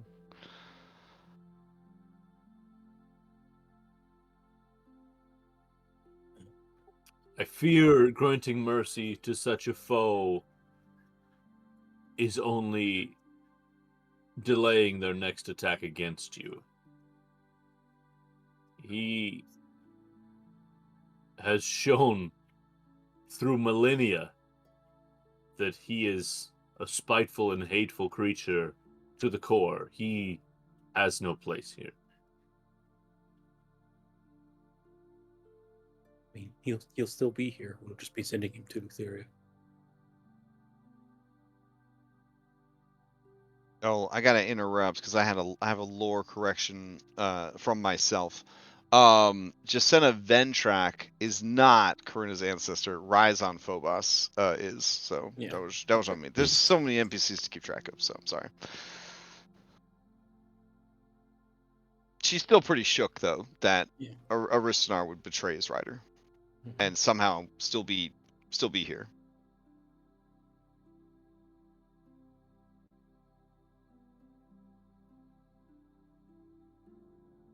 She murmurs to herself, "Were there any good Dragonlords?" Question. Oh, she. Andronicus looks at her and sort of like, "Yep, you get it now." Never meet your heroes. Never meet your heroes. Or it'll say, It's like the boys back here. It's like, I cannot think of many less deserving of mercy than Sydon, but if we are unwilling to grant anyone mercy, then... Or if we are unwilling to grant Sydon mercy, where do we draw the line? She willingly yields, and doing so would not further put Thylea at risk. I would grant it.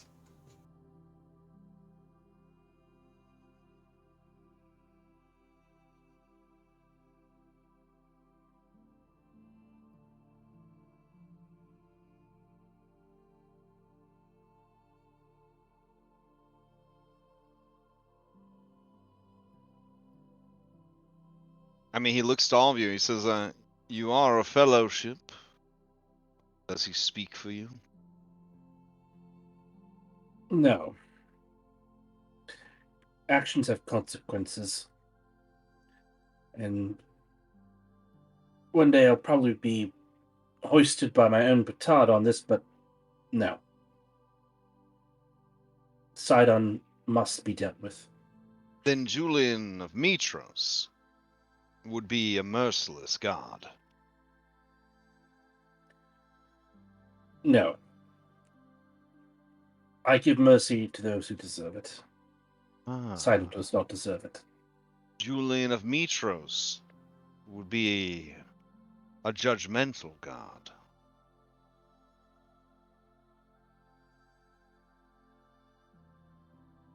I would like to think that I would be an equitable god, should such a thing befall me.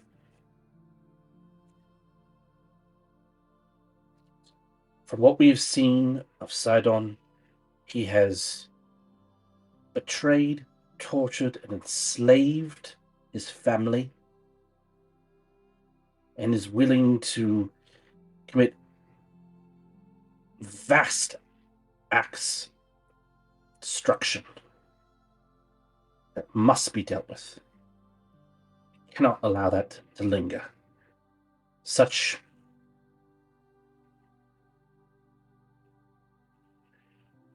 brutality would be a cancer if it were allowed to be. If it was allowed to remain on this plane of existence, it must be excised. And should I turn into such a monster in the future, I hope someone would strike me down as well.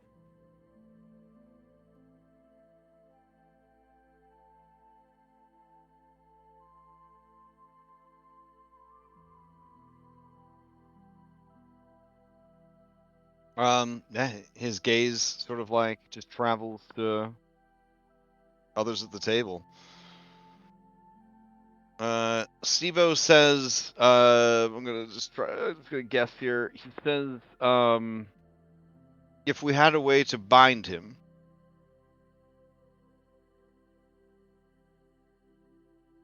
then mercy might be a path worth exploring. Have him break an oath.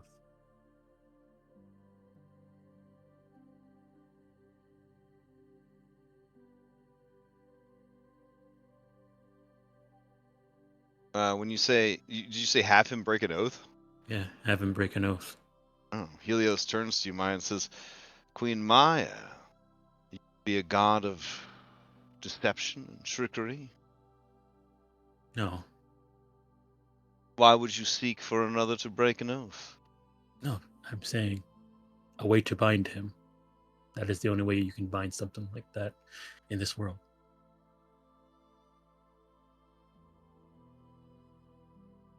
Is breaking an oath. Is not making an oath enough? No, You do not trust in the power of oaths? no, I trust in the power of oaths. I don't trust in the people that make them. Then they do not work. Then how could you trust them? Well, they do work. If they worked, then they would be enough. The thing is, though, is that it can be broken. Then oaths are not good. I didn't say they were good. I said they work.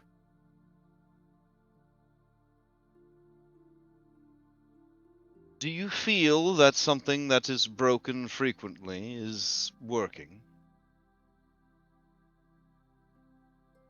Depends on what the goal of the thing is. To enforce rules. Then it's not the oath. That's the Furies. Then punishment is what truly enforces law.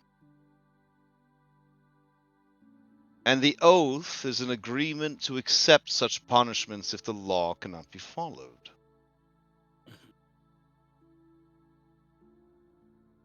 Then binding Sydon into an oath in exchange for your mercy, you don't feel that that would be enough.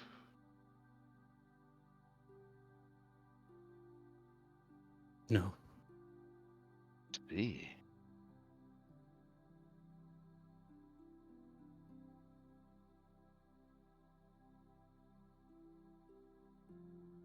So then you do not trust in the power of oaths. I trust in the power when oaths are broken. We go round and round as you avoid the truth.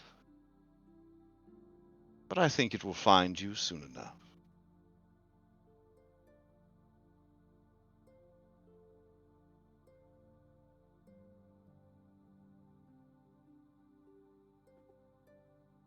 I know there exists in this world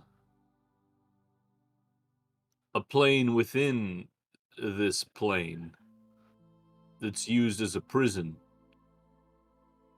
for entities that cannot be allowed to be here. Ah, is this your third question? Or merely exploring our current discussion? This is related to our current discussion. I think perhaps something like this would be the best solution to a divested Sydon.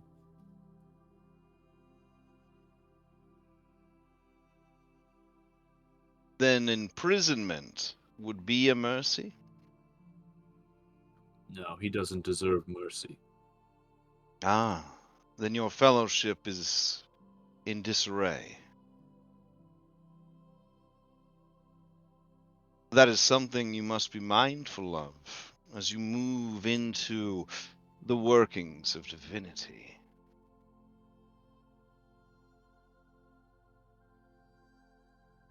I would feel great sorrow to hear that the heroes of prophecy share a tree in nether seas, because one could not act not in concordance with the others.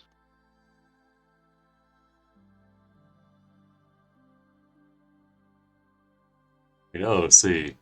Orin said if there's a way to keep Sydon from being a danger to Thylea, like guaranteed, and he'd be willing to grant mercy. The chance that's I mean, that's like points here. Simo kind of built on that. Yeah. If you could It's swear up to not, an but oath or whatever. But like if Sydon showed up But the 2 minutes the spiciest thing I'm hearing though is that Maya, champion of Thylea, doesn't actually believe in the power of oaths. Only in the punishment that's that will inevitably be delivered to people who make oaths. Because for her, it's saying the oath. It's not the part, because the oath can be anything you can. Whatever the oath is said, there's somebody. The way it's said can be a way for somebody to work around it. The only thing that happens is when it's broken. Yeah, and there's Well, no. she's saying she doesn't forces you to actually follow it, right? Yeah, it's just no. There's nothing. Well, right. A being is still capable of free will and making mistakes and everything else. Not even that, but just like whatever the oath can be anything, and that's why it doesn't have any power. But breaking it, that's when it becomes real. An oath that kept everybody unable to talk about something and unable to go to essentially the power of that was war for 500 years. I mean, that was an oath. And the power of that was not the oath; was the wording of the oath. I just don't understand why the technicality of it matters so much to Maya. Like, is it the technicality of the oath, or is it how the oaths have been abused that we have witnessed? The wording is more important than the oath in this world. But the wording is the oath. The technicality of the 500-year oath is the reason why it was actually useful, right? We had 500. They hadn't been very meticulous and very technical, so like it's. I think Sydon was able to build up an army, get ready for war, and do all those stuff during that 5 years of peace, that 500 years of peace. Like he was at war preparing for 500 years because of the way the wording of that oath was made. Okay, well now I'm a little nervous because it sounds like Maya wants like a lawful neutral like solution, like no free will, like you can't do this, like that's it, like. But I mean, conversely, sounds kind of like Thylea. Conversely, the gods were able to look for their own champions. Granted, they didn't get their shit together until right towards the end, but they were able to do their own machinations as well, and help us come into play and grow and develop. So, is it the abuse of the system, or is it just the system is fucked? The system can be abused with the wording. Okay. It's not a fair system, right? Because like it favors the one that it's more familiar with. Clever. It favors the more clever. It favors the person who's the bigger asshole. It favors the person who's longer lived too. I think what matters. Yeah. I think what you're getting at, the intention of the oath is what matters.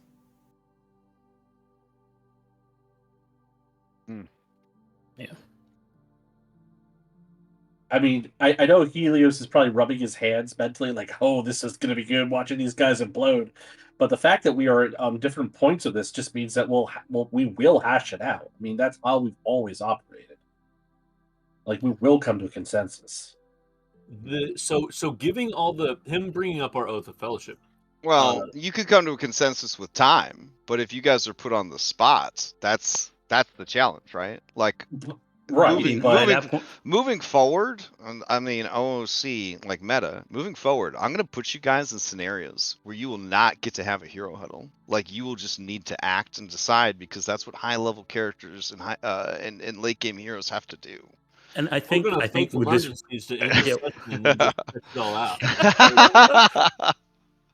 I feel like what we'll probably end up doing is we'll end up making a decision, and we probably won't. Some of us won't like it, but we'll say, okay, we made the decision, so we'll move forward and try and figure out. I think that's all he's trying to point out to you, is that you can't lose track of the fact that you've sworn an oath of fellowship, and that in a way you are bound by a very vague oath that you gave when you were kiddos. And if you plan on taking shit to the big leagues, you're taking that baggage with you. That's kind of the vibe, I think.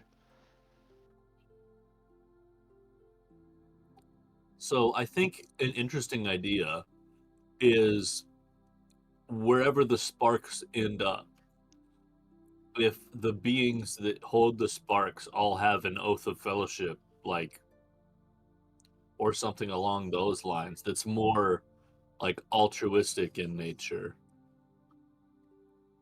to basically force them to cooperate for the good of people. That could be. I mean, that's the I problem with those, mean, is that the wording right there is so vague. you are describing a pantheon. That's what you were describing. Yeah, A but like a yeah. real one, not like a I'm gonna send my people to fight your city because I'm a vindictive little bitch one. Like, Well, right. But you're proposing that gods swear a fellowship, like, essentially, so that they're all working towards a similar goal and responsible for each other's actions, so that they actually police each other and kind of power check each other. yeah. Yeah. All right.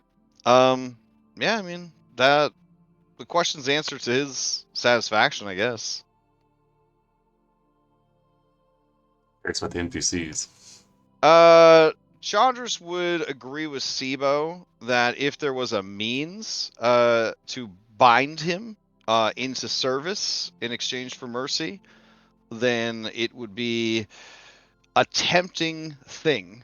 But he does not foresee Sydon having the capacity to seek mercy. If he dies, he just goes to Lutheria.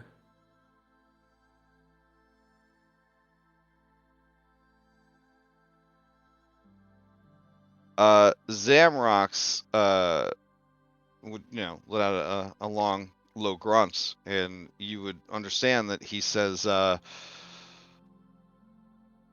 it might be a weakness, but he never wants to find himself without the capacity for mercy.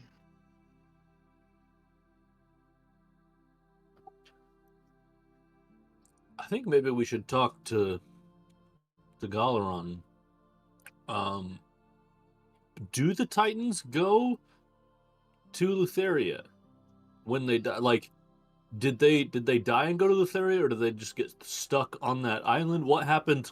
I mean, none of them died, When right? it was right. What happened? What happened to the one that Except for Where did she go? University, and she decided Do to they have any unmake idea? herself. Yeah, she unmade herself. Remember, even discount gods like the five, they would respawn after 2 weeks. So technically, like, you can't really kill Sidon or Lutheria, right? Because as long as people still believe in them, they'll just respawn in 2 weeks. You have to get rid of all the statues. Yeah, every statue in the entire world, we're going to get rid of them right now. I'm sure that there's not a lot of Sidon statues. If there's like a little action figure size statue of Sydon, It'll does his count.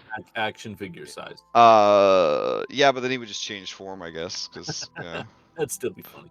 Yeah. Julian, you should carve a very, very tiny statue of Sydon with like a non-existent penis. Oh, my man. God. Then That's for his- 6 seconds he would be small and have no penis. That's Yeah, terrible. that's his grandfather you're Hilarious. talking about. That's pretty rude. Let's see. Aristonar would say that for Sidon there is no mercy. Steros would say the time of the old gods is past. He had power and influence, and all he sought was destruction. And so it would only be fitting to grant it to him. And then Corinna says, here. Hell yeah. Yeah, as she drinks more gravy. No one's had the heart to tell her that she keeps filling her wine glass with gravy. This is some strong stuff. Yes, it's very Pretty thick. savory. Yeah, very savory ale. And then Telemachus says, "Here, here," as he raises his glass. Sausage, you know. Finally eating them. Iron Wario, or Adamas, he points at himself. Points at Julian. I mean, a lot of this is just above his head. I'm gonna be honest. Like, he's joining the campaign pretty late. The DM didn't take any of the advice we gave on Friday about how to onboard a new player. So he's just like he's 3 years behind. He's like 3 years behind the content. He has no fucking clue what's going on. Sure, you can roll your own Every stats. time Julian just kind of reassuredly pats his hand. He just knows that the DM let him make a level 18 adamantine warforged. But he had to roll for stats. So he has DM or something. He's got 28 strength and a 3 intelligence and a 1 charisma. So he's ready for Curse of Strahd. Hell yeah. Yeah. Hell yeah. He is trying his best. All right, you may ask your third question of Helios. Right. Are we doing the natures of the fates and the furies? We could do. Fucking Would you send rather it. fight 100 duck-sized horses or one horse-sized duck? Do we want to confirm Helios is a true nature? What is knowing Helios' true nature? What does that do for us? I think It the answers my questions as a player, Will. That's no, what I mean, I'd like to know. I know. I'd like to know if he was a dragon or not. But I think Fates of the Furies might be a little bit. I mean, we kind of okay. I guess we already know. Could ask the Narcissus basically. I mean, Narcissus seems to be have Helios's number. It's just a matter of time and place to ask the question. You know who else had Helios' number? Kyra. Apparently, what it sounds like, Mytros did too. Might be barking up the wrong tree with the Kyra rep, though. Well, I mean, Balmitra had his number in a different way. You know what I'm saying? Like, That's what I'm saying. You up? Kyra had his number. Like, you guys last time you came here, she was very upset. Like, she cannot stand Helios. Is it the same? I mean, I suppose this is probably not a question that you'll answer, but is it the same reason that Big shrug. Big shrug. Guess you'll have to ask her. I mean, that'll keep him playing. That'll keep him playing. Yeah, we had planned on quitting after this session, but now one more secret nugget needs to be unearthed. There you go. It's not like you finally learned this big secret and then immediately found out there's a ton of other secrets that you don't know. Like, that would have been terrible. So. Yeah, who would do that to people? All right, so what is your third question, y'all? Because this dude, you get the feeling he definitely not going to answer after this one. He's definitely going to leave you hanging. It's going to put up the close sign.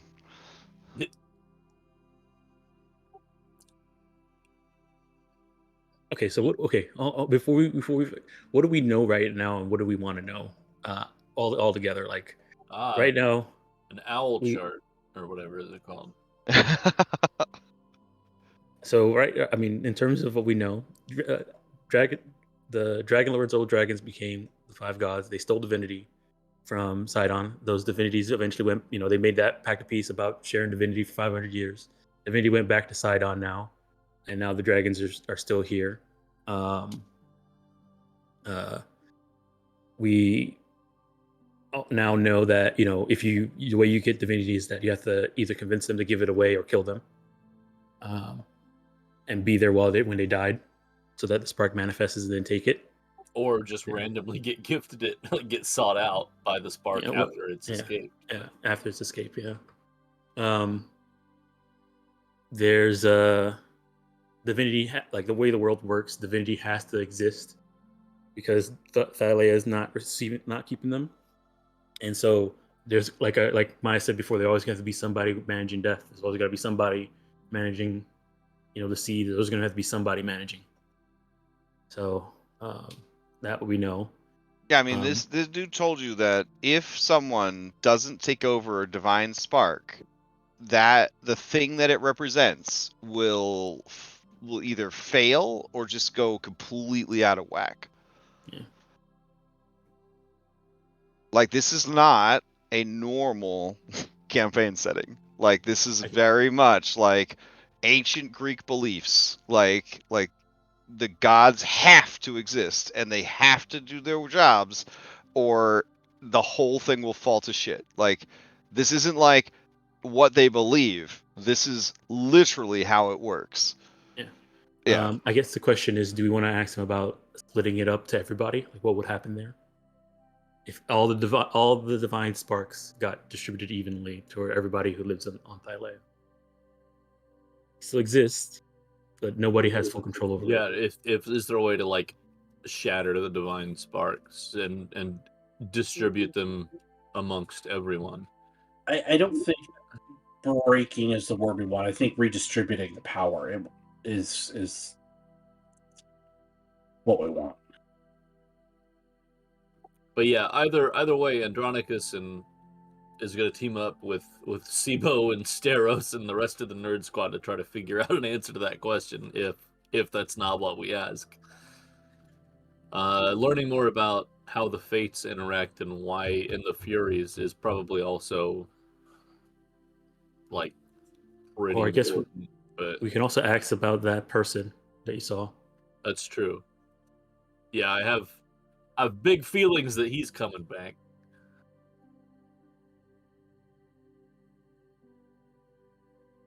Didn't we hear about like something being trapped in the ocean too? Well, it was either something being trapped in the ocean or the star died. Like there's supposed to be like a I think was the Kraken who told us or something like that. There's like something not down in the ocean. Somebody saw something down in the ocean. Mm-hmm. Sibo will confirm that there are secrets locked away at the bottom of the ocean that you guys don't have the time or means to investigate just yet. We need more Tritons, is what you're saying. It sounds like Crash saying, "This is the post-campaign content. Stop talking about it." This random No, tunnel. no, you definitely should talk about it. But I'm just saying that, like, There's a time and a place, and now is not it. well, like, literally, do you guys have the spells and ability to survive going to the bottom of the ocean to unearth the Yeah, I was ancient? born. Yeah. With it. Oh, okay. It's a good solo mission. We'll watch you, like we watched Captain Bubbles for an entire night explore a cloud castle in one of the most surreal D&D campaigns of my experiences of my life. Is this a fucking gorilla? Oh my god. In the fucking cloud giant princess. Poor Bubbles' pelvis. What is wild is I had never seen a single episode of One Piece until like a year ago. And now I'm watching One Piece and I'm like, oh my god, no wonder everyone thought I ripped off One Piece. I ripped off One Piece without ever watching it. Like, so much, there's so many parallels, it's crazy. Anyways. So yeah, it's available on YouTube if you want to. That's why I don't need to watch One Piece anymore, because I watch Skull and Shackles. Yeah, for real. Honestly, I think I'm gonna say it was a little bit more fun. I think it was a little bit more fun. But so which question you want to do? You guys want to do the fate question then? The fate and Furies? I'm good with anything, honestly. Even if you want to ask if Helios is the dragon or not, honestly. Yeah, honestly, I'm good with anything. All these are good. Biggest things I think we have. What do you want to know, Julian? What do you want to know, Julian? I think Sibo should get a question. Yeah, what would something now that Sibo is in his big brain and he's not like bound by oaths, by the magic of oaths? Is there something that you think Sibo would have asked based off of what he already knows that he hasn't told us yet? That's a fair question. We can put it on Crash. We can flash back this question, right? Oh, like if you don't want to. Well, I mean, if Crash would allow us, and we could talk to Sibo, we could be like, "Hey, what were you thinking?" And then, well, I think that Sibo want to know, he would probably say, tell me everything you know about Prometheus.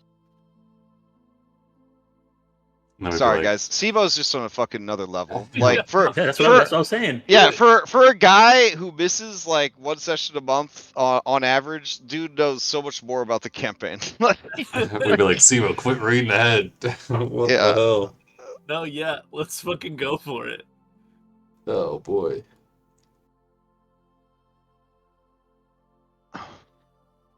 Yeah, we'll Is have that- Sibo ask that question. Yeah, we'll have Sibo ask that Yeah, question. do it. Amazing. All right. Pull the trigger. Send it. All right. SIBO would clear his throat, and he would say, "Yep, for our final question.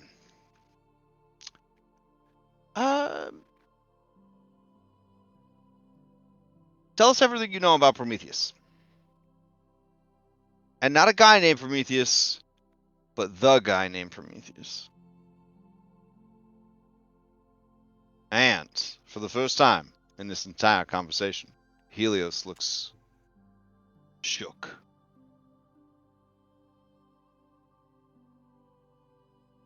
And he says, well,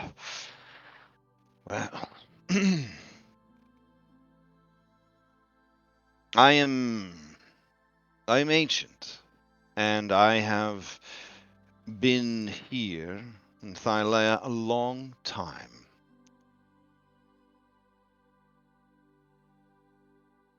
But the name that you speak predates even my arrival.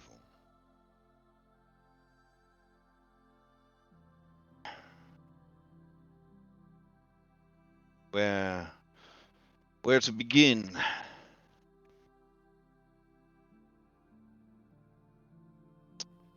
It is my understanding that after the twins betrayed their siblings and took the divine sparks onto themselves, there was a period of joyful celebration. Minds and hearts were conditioned to forget, to move on, to accept the world as it always had been. Thylea, Kentamane, and their 2 children. Sydon loved being the god king of everything. With the stolen spark of craft, he busied himself with creation. But Lutheria,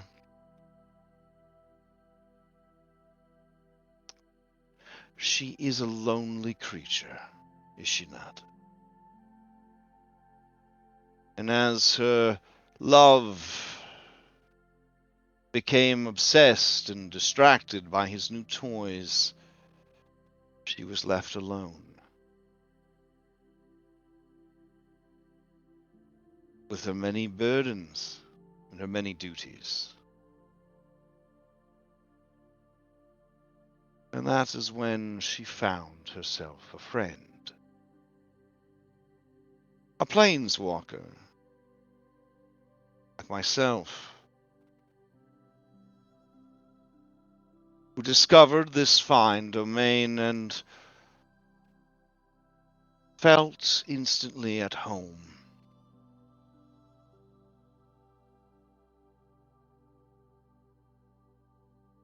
Lutheria welcomed him with open arms. And there was love there, not of the carnal variety, but of friendship. She welcomed him, made him feel at home. And he revealed to her that there were others like him, who sought a place of their own, a home. And behind her father's back, she helped Prometheus bring other gods into the world, each bringing with them their own unique divinity.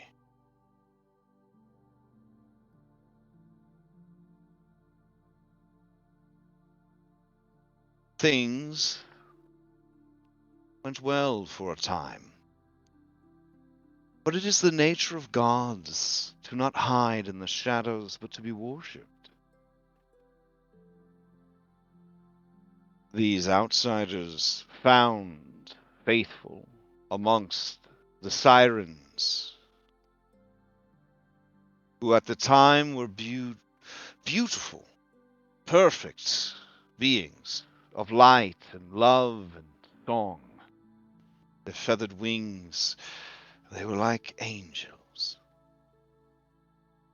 It's a thing that you probably don't understand, but trust me when I say that before their fall, the sirens were a sight to behold.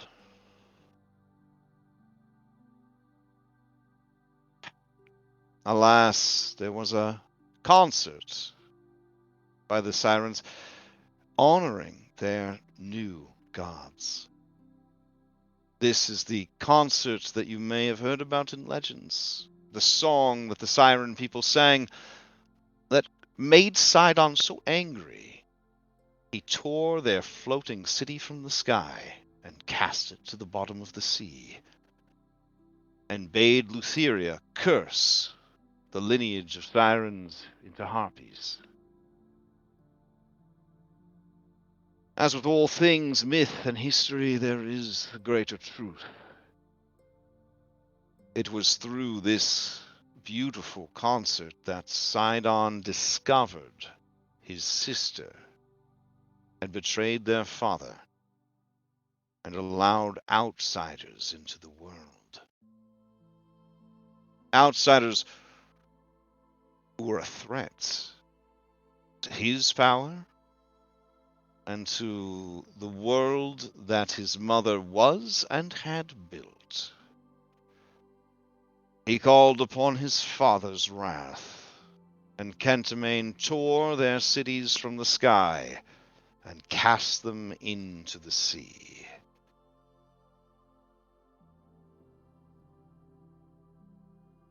Lutheria had begged Sydon for mercy for her new friends, but in the faces of her father she saw only her own torment and destruction, and so she disavowed them and cursed the sirens who escaped the wrath of her father to prove to him her loyalty.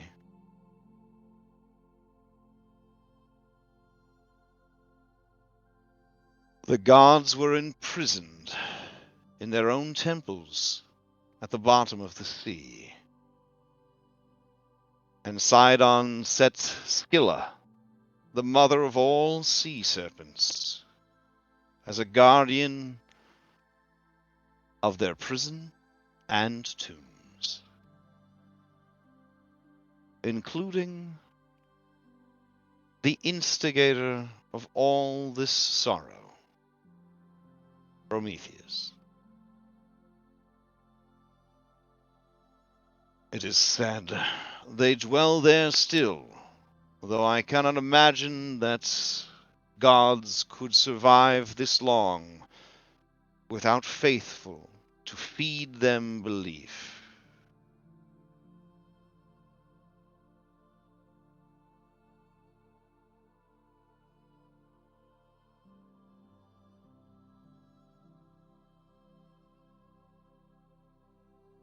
That is all I know. I hope it was enough.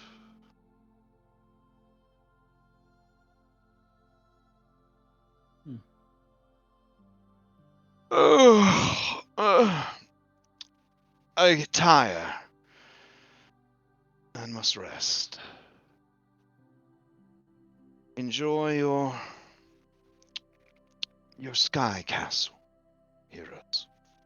And you hear the gentle snorts therapy. Therapy alien Olive, and she and Helios fall asleep. Right.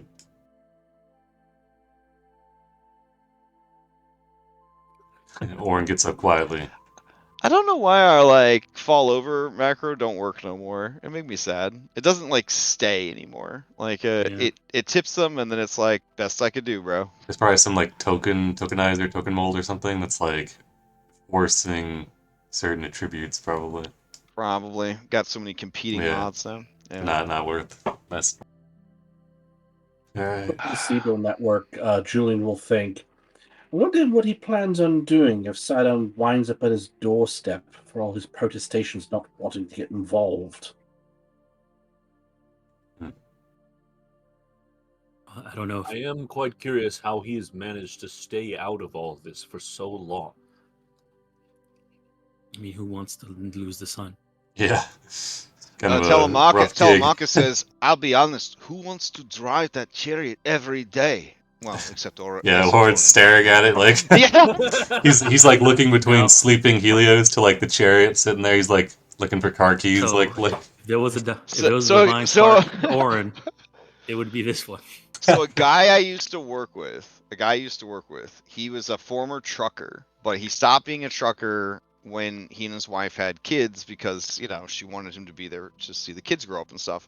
But he would talk about being a trucker like it was the fucking Motorcycle Diaries. You know what I'm saying? Like it was the most zen shit in his world. It was like the thing that brought him the most joy and happiness. He would tell me, I basically lived an entire life as a trucker through this dude's stories about being a trucker.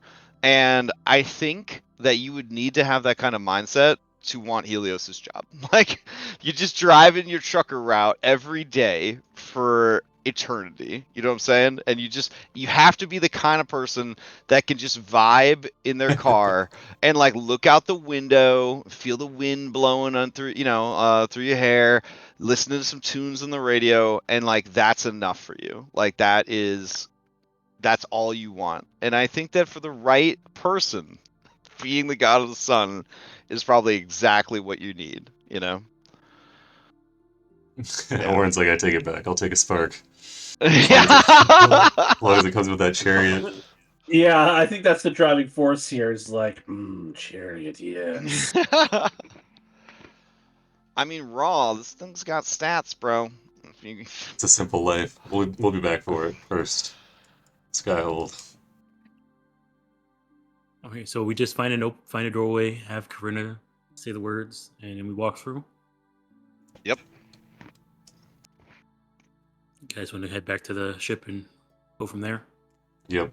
That Do works. it to the door of the war room. Excellent. I'll tree stride us back to the ship. Oh, fancy. Dang. They high enough level, folks, they don't even fucking walk anymore. And this is where we're at. Orin just like he shakes his head at you, Maya. Says, "No, I'll fly back." He opens up his chariot. Andronicus just looks over the tree that Maya cast this on and sees the boat. Yeah. Like, okay. You want to get hurt a little bit before you do it? Whoa. He's gonna rough you up. Yeah, so Man. you're hasted. Oh, okay.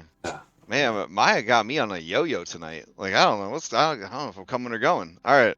All right. So Orin flies back, maybe imagining what it's like to be the god of the sun, maybe. And then the rest of everybody else just goes to the tree portal. Okay. All right. Put you guys back on the boat. So Orin, like daydreaming about being the god of the sun while being like part underworld. It's somewhat heartbreaking. I mean, he could, be the sunrise and sunset down there. I don't know. There's an idea. Yeah, like those dragons in Tears of the Kingdom that they fly across the surface and then they fly across the Underdark in an endless cycle. Yeah, that was such a good game. All right, so back on the boat. Back on the boat. What do you guys do? We Want to use a approach I Corinna. mean, clock's ticking. Like, clock's ticking. I'm gonna say that you were there probably, and all that discussion and stuff plus eating. I'd say it's probably like 1 in the morning at this point. Yes, Corinna, she's ready to go. She lets out a yawn and she 1 says, in the morning, maybe we long rest and then walk through. Yes, if we're gonna go through there, I probably should adjust my spells. okay. Telemachus says, but wait, we know that there were ships already sailing for Mytros, not to mention the Order of Sydon within the city. Can we really spare this kind of time? My friends, I just hope that this intuition, that Skyhold is worth our delayed return to the city. I You agree can with always Telemachus. start Think the ship in that direction, and then we can step through the portal. The ship needs time to get there anyway. yes, I think we charter the Stormbreaker back towards Mytros, and then we head to Skyhold. Okay. So you, I guess, Orin, you fly back to the shore, spend an hour attuning the Antikytherian for Mytros. What's everybody think of that? And, I think that's the most efficient use of time. Do you wake up Captain Moxena and at 1 o'clock in the morning or 2 o'clock in the morning and be like, listen, you gotta sail back to Mytros right now. Can you throw Somebody him a could poll with the only option being fuck it back to me? somebody can wake Moxena, and Orin and Sibo go program the Antikytherian. Yeah, I guess Maya will go. Right, keeping in mind that she's gonna have to get this ship through a fleet that, if you haven't seen the movie, Troy, is like the beginning of fucking Troy. Like, there's just ships covering the whole ocean, like outside of it. She's gonna have to get her ship through that.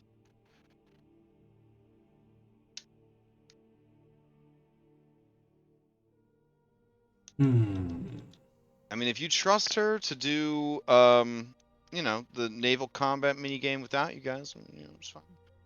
I mean, what do you guys really do during naval combat besides board enemy ships and kill people? You know what I'm saying? That is all we do during. Yeah. How many people can Sibo put on the network? God dang. Can I vote twice? Of course, I left it open for you this time. It makes you. Yeah, you click one, it votes them all. Oh, does it? Yeah, perfect. It's too smart. I should have spelled it slightly differently each time. No, this is perfect. I'm able to vote on all three, on all four. Perfectly balanced. You're allowing Dom to live his best life. Every time we have a poll in Curse of Strahd and everybody only votes for one thing, I always laugh because I always think of Dom. Yeah, we've had to take away his multiple voting privileges on Thursday nights, so. I think if you're fine with multiple outcomes, I think it's fine to be able to vote for multiple things, like ranked That's choice. not fair. See? That. See? Jeez, where are the hell I divers? agree. Somebody take this fool out. That is definitely God, not. ranked choice. Like, come Yeah. on. That's not how democracy Thank works. you. Jesus. Why do we always got to pick the lesser of two evils, though? Yeah. Today at Mother's Day brunch, my dad was bitching and complaining because he's a registered independent, so they won't let him vote in the preliminaries because, like, it's America and there's no such thing as independence anymore. You have two choices. You gotta have ketchup or Yeah. mustard. That's it. You didn't want condiments? Well, fuck you. You gotta get them.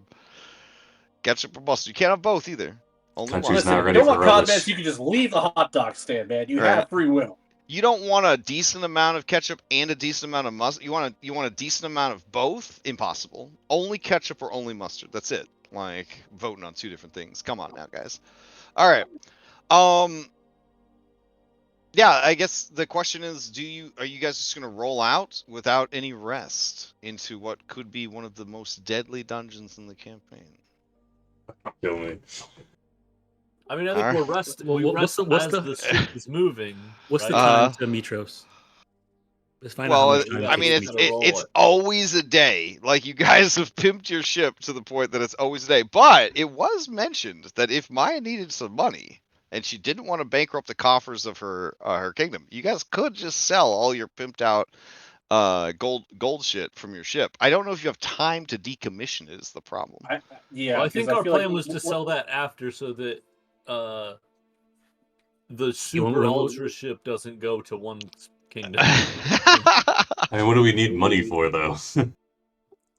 Well, I think I at can't- that point it was All more right. just Well, keeping it considering we're not all going to take divine sparks, it Oh sounds like shit! some of us need 5 money days. to like pay 5 bills. days, the worst possible thing we could have rolled. Oh my god! That's what I said. God It's a good, damn. good thing we could. That's what I said. We rolled to see what happened. It's gonna take us 5 Shit, days to get the meat I'm truck. gonna be That honest. is This the worst. That's Sydon. there's not gonna be anything. Wait, why is there left a like I'm D6 in just there? telling. What do you mean? There's not a D6 mouse over it. It says 1d3 D3. plus 1d4 minus 1d2. Oh, it's a square die. Okay. Yep. I guess because they don't have a D3. Yeah. Correct. Damn, guys. Okay, so I'm gonna be completely honest with you. The war has already started. And Sibo would know this because he does have like people back in Mytros in the book, right? I mean, I don't know how he Yeah. manages his character sheet, but I'm assuming that he has that somewhere. If you give us a day, I can tree slide us to Mytros. You could do what? Oh, tree strike. if- So you just gonna leave the boat like at I sea? mean, we can tell the boat. The boat's already on its way to Mytros. We can tree slide to get there beforehand. Shit. If Okay. we want to get to Mytros, or we can go to Skyhold. I think Skyhold and then Mytros. But we're All gonna right. dispel So together both so times. this changes a lot. You need to be very confident with who you're bringing with you because the people that you don't bring with you may not be there for the Battle of Mytros. Like, there's no guarantee that the ship's gonna make it in time. Yeah.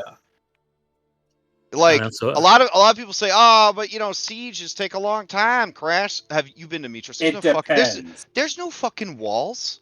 yeah. Like in Mytros, there's no fucking walls. There's not Specifically there. described walls. Maybe not in What? the harbor though. Like around the outside. It's not I a mean, fortified city; it's a trading port. Yeah. Well, I mean, okay, China okay. Port, 100% Here's the not thing. Here's there. the thing. There are walls, right? But the city in the 500 years of peace expanded outside of those walls. Yes, Also, sacrifice the poor people, right? also they That's the other- have always. Also, the eastern side of the city no longer has walls and is right up against the old wood. So like that's if Sidon's in with them Fae, like they're gonna have a way in that way. And then if he has any ability or troops that are good with water, the guardians of the city for the harbor were the two colossi, and one of them got destroyed 500 years ago by the One of Kraken. them has a foot full of shit. And well, what a callback. And one of them could be used if they still remember, you know, how it works, like the Colossus of Pythor. Wait a second. The Kraken never showed up when we were at practice, right? Yeah, here's hoping he's helping out. Yeah, I was hoping he's helping out Mytros. I doubt it, but we'll see. He's helping in his own special way. Yeah. Sending good Anyways, vibes. Mm-hmm. I feel like he's like, I'm helping by not getting involved at all. yeah. So Yeah. what I'm trying to say is, this isn't like the siege of Troy, right? Like this dude's been planning this for 500 years. Like this is going to be a constant hammering, like until it is done. Like this is a dude that waited till marriage and it's his wedding night and there's no foreplay, right? He's just going to destroy Mytros. He was planning to literally blow it up with a laser. Like that's how quickly he wanted to destroy Mytros. He's not going to savor it. You know what I'm saying?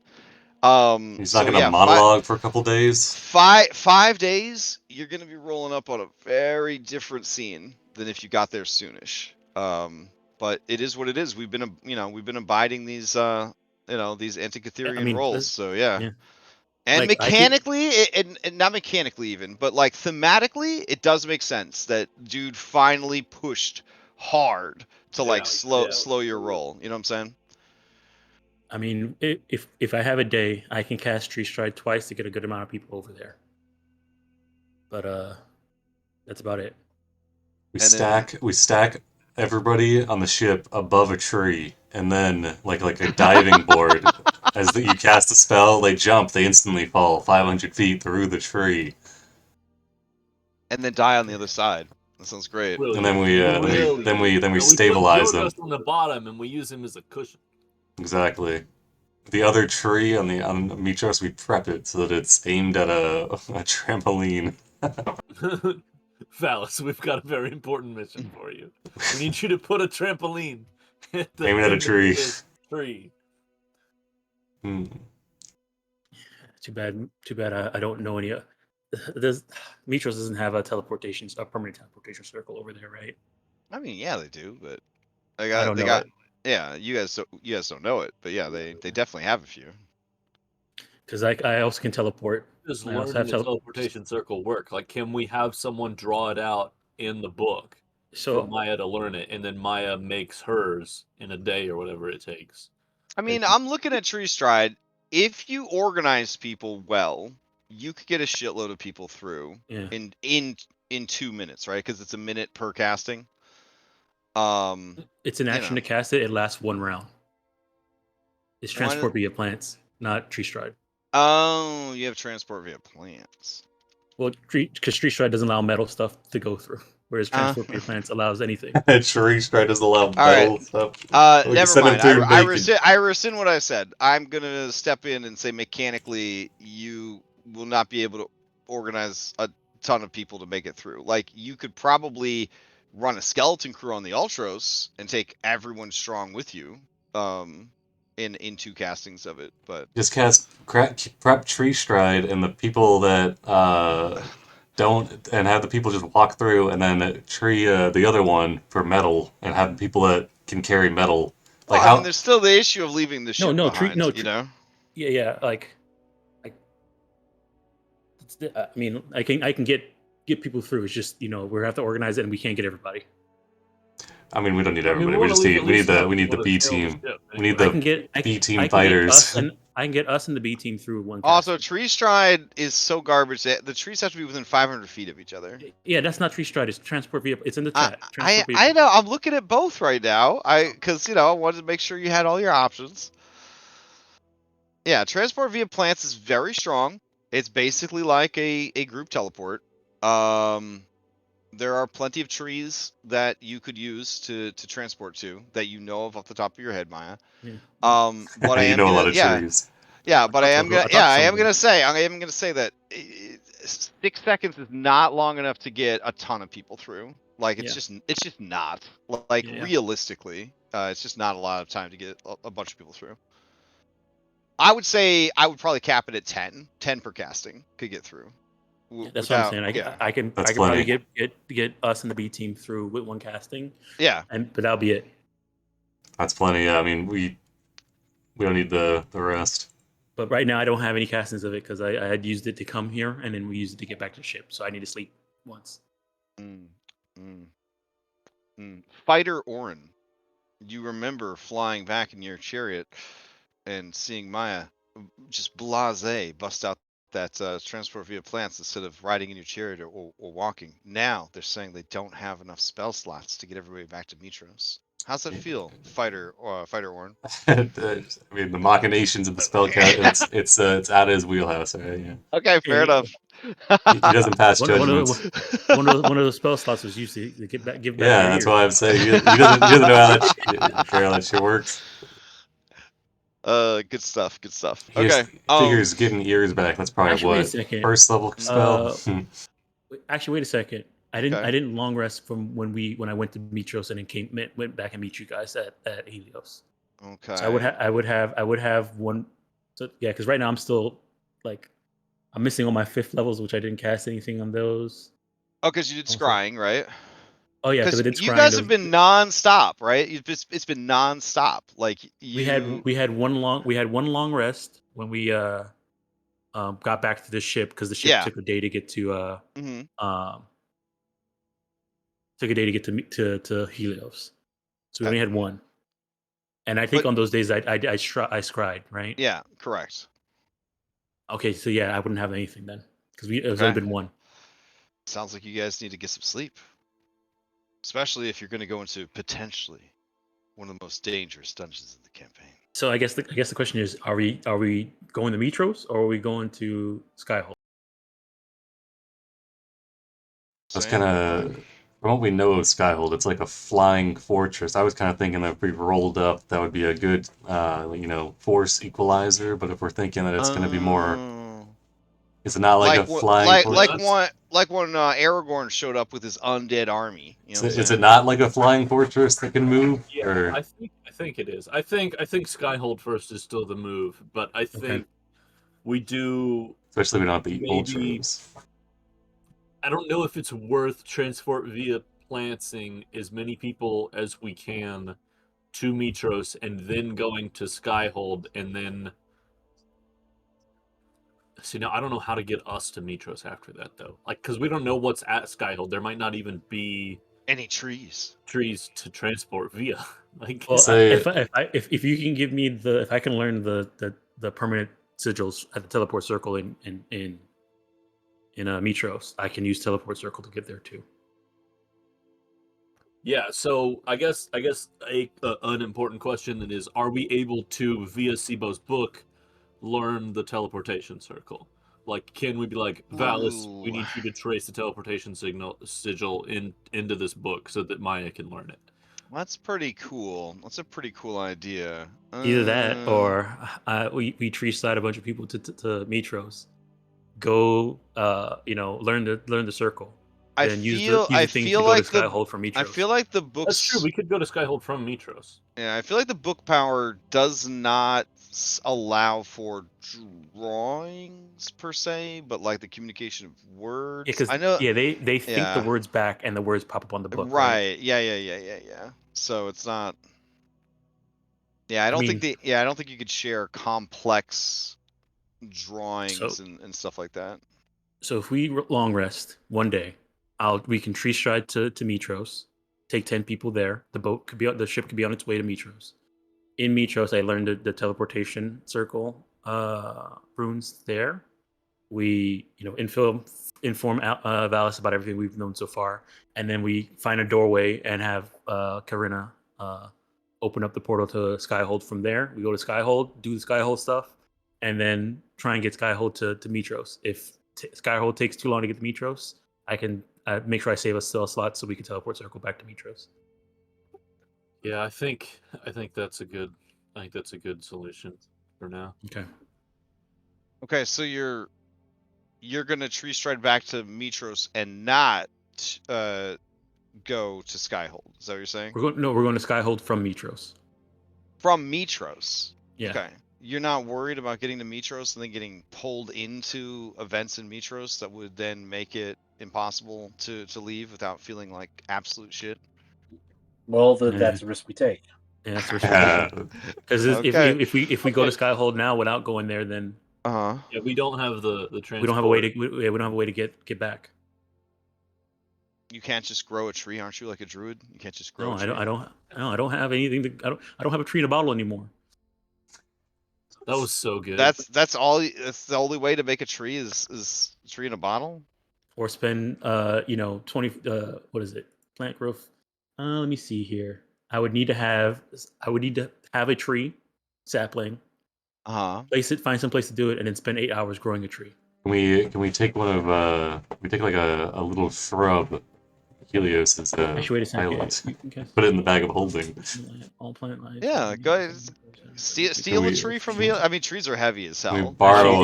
No, never mind. That doesn't work. Why? We borrow a bush. A shrub. It just says the place becomes enriched for half a mile for a year. What if you took a tree from the island? That's got two effects on it, though, right? And then you enlarged it. That one's. Exactly. Yeah, with Julian's enlarged, we borrow a shrub, we plant it at Skyhold, we enlarge it from Julian, and then we tree stride out of it. How will we get the tree to get so? The bag of holding. Put it in the bag. It can survive like How what? long A can couple trees hours. hold their breath inside? It can survive a couple hours. Come on. It's a fucking tree. I We mean, gotta throw a living creature in there so that the tree makes. All right, let me look up. How long does a tree survive in a vacuum? technically, this came up the other day, but if you put plants Yeah. and animals in a bag of holding, wouldn't you create like an atmosphere? if as long as trees can produce oxygen that fast, yeah, I guess. It would take a while. Like you'd have to start with Gotcha. like microbial life and work your way up. But I feel like it is a very small I mean, space compared to you like you guys others. just transported a 50,000 pound heart. You can't figure out how to We transport a can't grow a tree. fucking tree. Yeah. Yeah, I'm just finding this really hard to believe. I mean, how much time do we have? Because I could polymorph it, but Okay. that's an hour. Okay. Don't you just need the tree to make it through the portal to Skyhold? Yeah. I mean, we have a tree on the ship, so getting the Skyhold is fine. It's just making sure there's a tree up there to do Well, it. that's what I'm asking. You just bring the tree with us through the portal. It shouldn't take an hour to walk through a portal, right? Yeah. Hopefully the tree's okay once we're up there with it. This is It'll be honestly fine. in 11 years of 5e, this is the first time any group has been like, I'm going to polymorph a tree. When technically you could, right? Because a tree is not an object; it's a creature. So. Wait, this is ridiculous. What's the wisdom save of a tree? I mean, plants even a. I like, would probably say a right. tree's pretty wise. I'd probably We put find a a. tree at like. We find There's no a. way it could make Maya's saving throw though. Oh, true. I would do I'd it. probably say the tree has like a +3 to its wisdom save. What are Yeah. you gonna? What do you? Man, that's so strange. Okay, say you polymorph a tree into like a giant eagle or like a fairly Uh huh. intelligent creature. What is the? Yeah.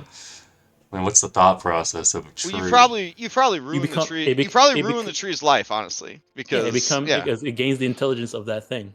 yeah. It Hmm. just knows who his friends are. It's like a I can, flowers but for I mean, Agranon. I've talked to many trees before, and I can Yeah. also awaken it afterwards. You know. That's true. Yeah. All right, yeah, fuck it. Wait a second. Okay. Why don't I go awaken a tree and have it follow us?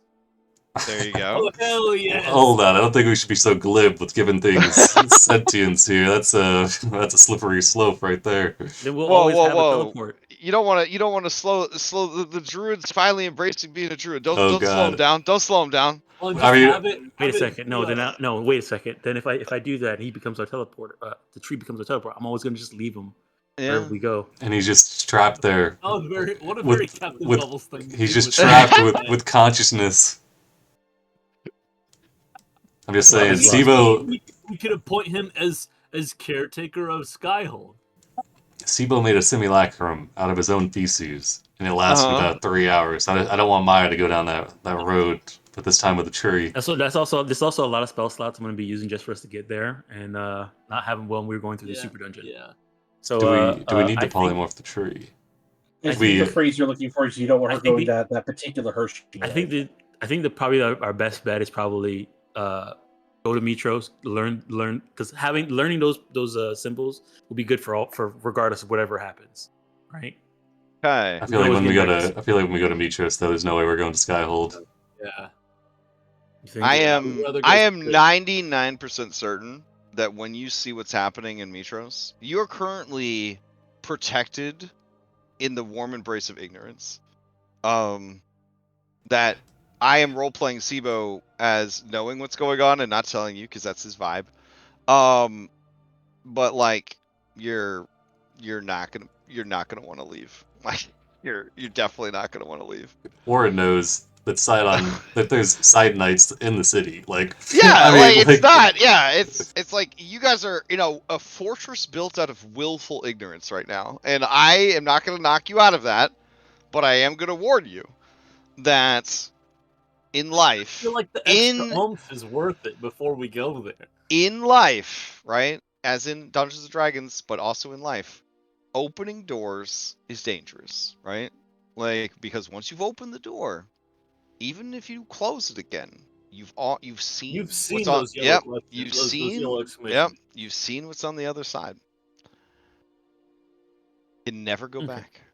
My Okay, rationale, or Oren's rationale, is if we get the Flying Fortress, especially because we're not going to have the Ultros in the fight, the Flying Fortress might A way to tip tip the, the scale a tip the little bit. Yeah, scales, I take agree. back some of the sky dominance that Sydon's going to be rocking. But yeah, if we show up to Mytros, it's, I mean, Okay, so go get a tree, either polymorph it or awaken it. Bring it, or if you then want to save the 4th level slot, we can reduce it with the 2nd level slot, and then it'll probably still fit through the portal, right? Reduce Yeah. would only last for 1 minute, so we need to reduce it in a location that we can like run through the portal. We got, Yeah, I mean, we got like, Iron we need Wario to to make carry it, right? we need to make your rope circle so we can jump through. We can have Also, Iron Wario make a circle. here's the thing about Iron Wario. He has immutable form, so he cannot change form. I believe Julian has some abilities that can get around that. Julian, do you have ways to make sure that his huge size is not going to be an issue to your tree teleporting? Hold on. Let me look at this, Okay. what you said. Spell. Can't I just make a big portal with a rope? You could definitely make a big portal with a rope. Why don't I make one around the base of a tree, and then we just have Karina open the portal with the tree Oh, right and there? the tree falls in. through. That's tricky, right? Because that's a slippery slope. Is every blade of grass also going to fall through? Is every bug in the ground Is going to it fall is through it the a portal? core into the world? Or Yeah. you're gonna Just is like core part the of No, I'm portal. saying we find a part of tree that's Nether up Seas that's I that up. fall would through? say that you can't form the portal around the tree because it would be obstructed by a creature. Fair, okay. Yeah. Yep. So We I dig guess the under a tree. question It has is, to be an unobstructed portal that is not being used as a portal for Oh, anything else. also if I awaken the tree, we can't transport through it because it says inanimate plant.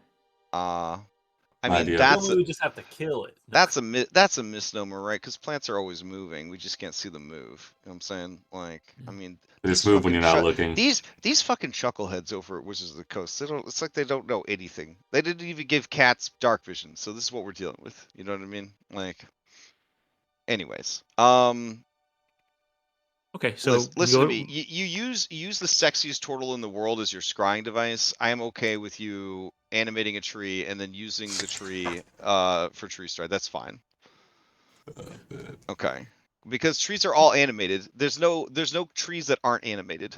Like, it doesn't make any sense. Like, I'm it's not my trying to be I'm not trying to be a Pathfinder kid here, okay? yeah. But Yeah, it's the if they're all dumbest shit. creatures, It's the which dumbest shit in the they whole are. world to say it's an inanimate tree. What does that mean? Trees, there's a petrified wood? You know what I'm saying? Like, what the fuck are they talking about?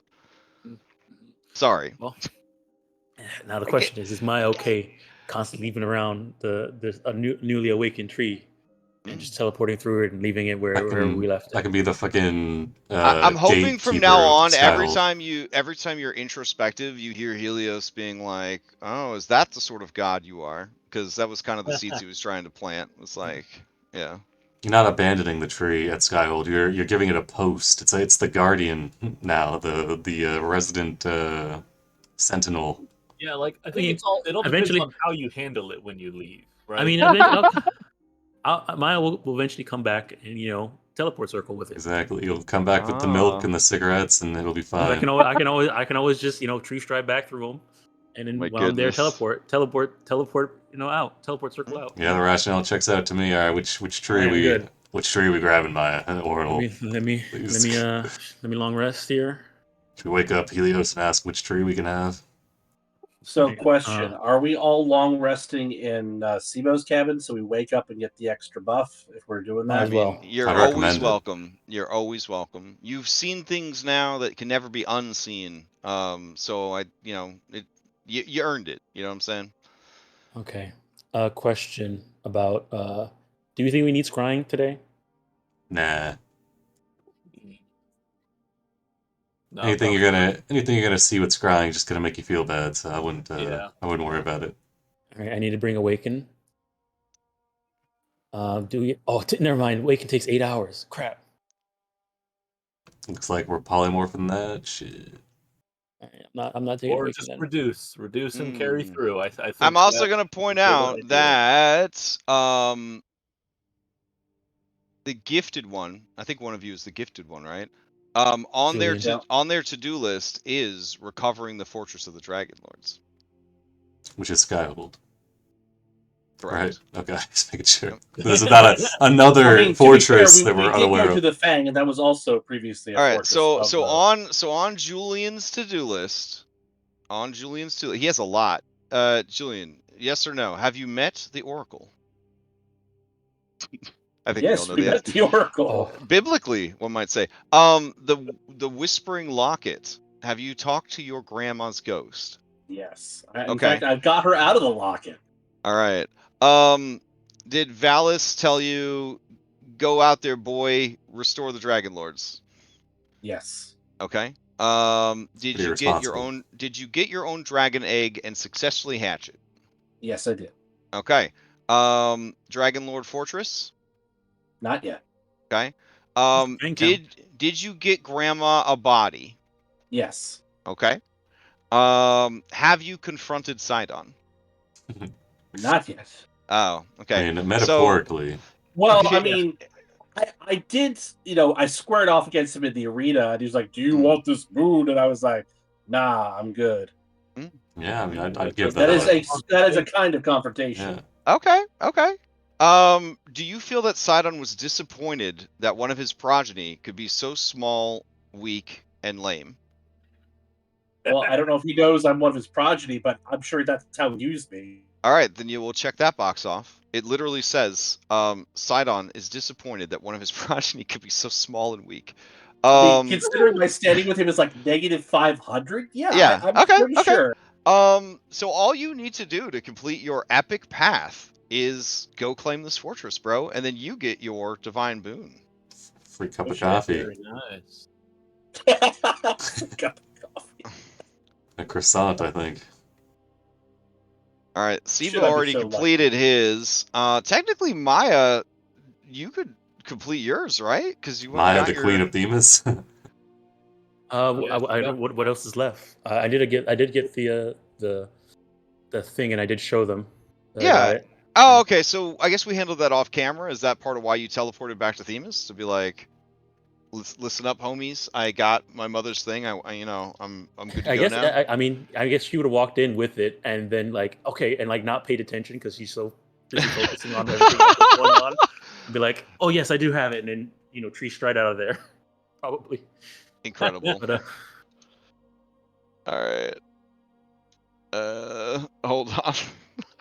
I feel like I still have several things left to do. Yeah, you've really been So slacking. you're in the same situation Red is, and I had to apologize to Red over and over again. This is how poorly written this adventure is. You can't actually finish yours until the post game. Yeah, I didn't think so. I didn't. I was like, "There's no way I'm supposed to have this done already." Like, All you gotta it's- do I is feel break the like- scythe. What do you mean?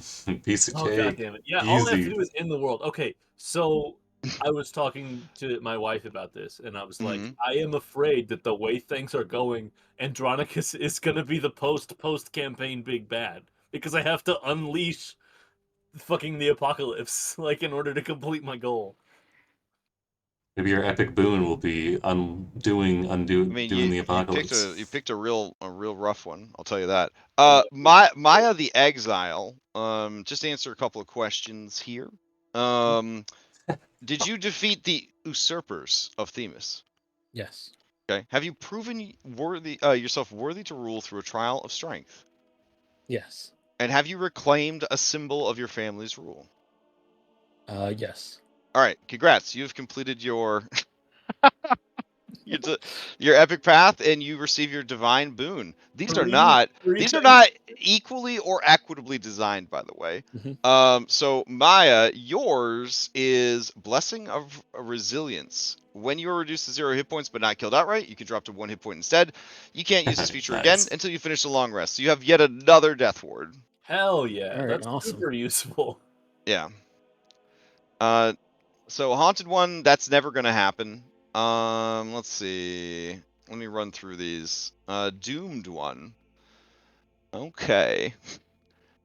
So doomed one. Can you fill out the survey for me? Oh, jeez. All right. Do you feel like Lutheria's joke? Yes. Okay. Have you met the Oracle? Yes. Okay. Did you Unfortunately. meet someone named Demetria? Yep. Okay.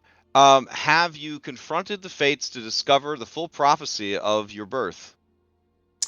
I don't think so. Oh, guess we're done. All right, so you didn't do it. All right, and then Julian and Steve. Yeah, okay, that's it. All right. Congrats, Maya, by the way. Hooray! You did it. I like the idea that you were so distracted by the task at hand that they tried to throw like a celebration for you, like a fucking parade, but you had already walked back through a tree. Too busy. They were like, gather everyone, all of the tribes of Themis, that we might honor Queen Maya. And they're all like, yeah, fuck yeah, woo. And then the Clemente turns and is like, here she is. What? She was just here a minute ago. Perhaps she's using the bathroom. Yeah. I So would tell Sibo to let her know that prepare yourself because Sidon's getting ready to attack.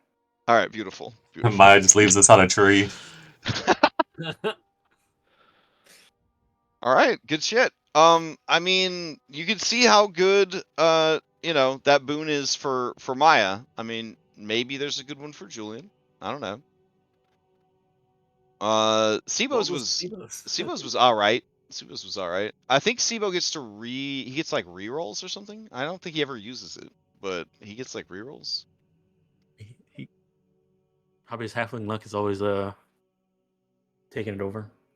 I mean, there's so much on this sheet. There's like so much on this sheet. It's a lot. These high level characters are just bananas. Hold on, I think actually now that I think on it, wait. So what was the wording on that? Confronting the fates about because I think we did because I mean we found out that we were outside of time or outside of But did you get Orin's prophecy from them? Orin's prophecy. I thought the whole thing was we didn't have a fate. Well, right. That's a all of us. collective thing. We're talking Orin specific. Oh. Like, why are you the doomed one? Well, why is here so focused on you? In his defense, don't worry. The haunted one also didn't get answers from the fates. Both of you have consulting the fates 0. In his defense, he was dead. There was he was playing Nim, that's true. who also was dead. It was Nim. Yeah. Nim also didn't get to talk to the fates. All I got was I don't want to tell you anything unless you drink my soup. You didn't drink the soup, didn't break the scythe, man. We're really bad. Well, honestly, I'll give you a pass on the haunted one. I'll give you a pass because you found out what you needed to know anyways, which is that the only way to free your family is to break the scythe. So. Okay, so I found that out from Ghost of Mytros. Yeah. But don't worry, I got disowned by her daughter for believing that the Ghost of Mytros was actually left by Mytros. So. So that does leave you with some unfinished business to finish your boon, though. Break Does that mean if the Ghost of Mytros is supposed to be Dragon Mytros with then what wasn't that scythe? Well, maybe the goddess of wisdom is right in thinking that wasn't Mytros. Because there's a lot of nasty shit in that scythe. And sometimes nasty shit that gets locked away in places, they'll do anything to be unlocked away. Yeah, I mean, go there, read your mind, figure out that you miss your family, trying to figure out who you might believe will be it, tell you whatever it needs to tell you to get you to free it. Posing as a god to make me believe them was not the best choice, I don't think. But well, out of all the gods, which one is the one that you probably had the most respect for? Oh, 100% Kira. All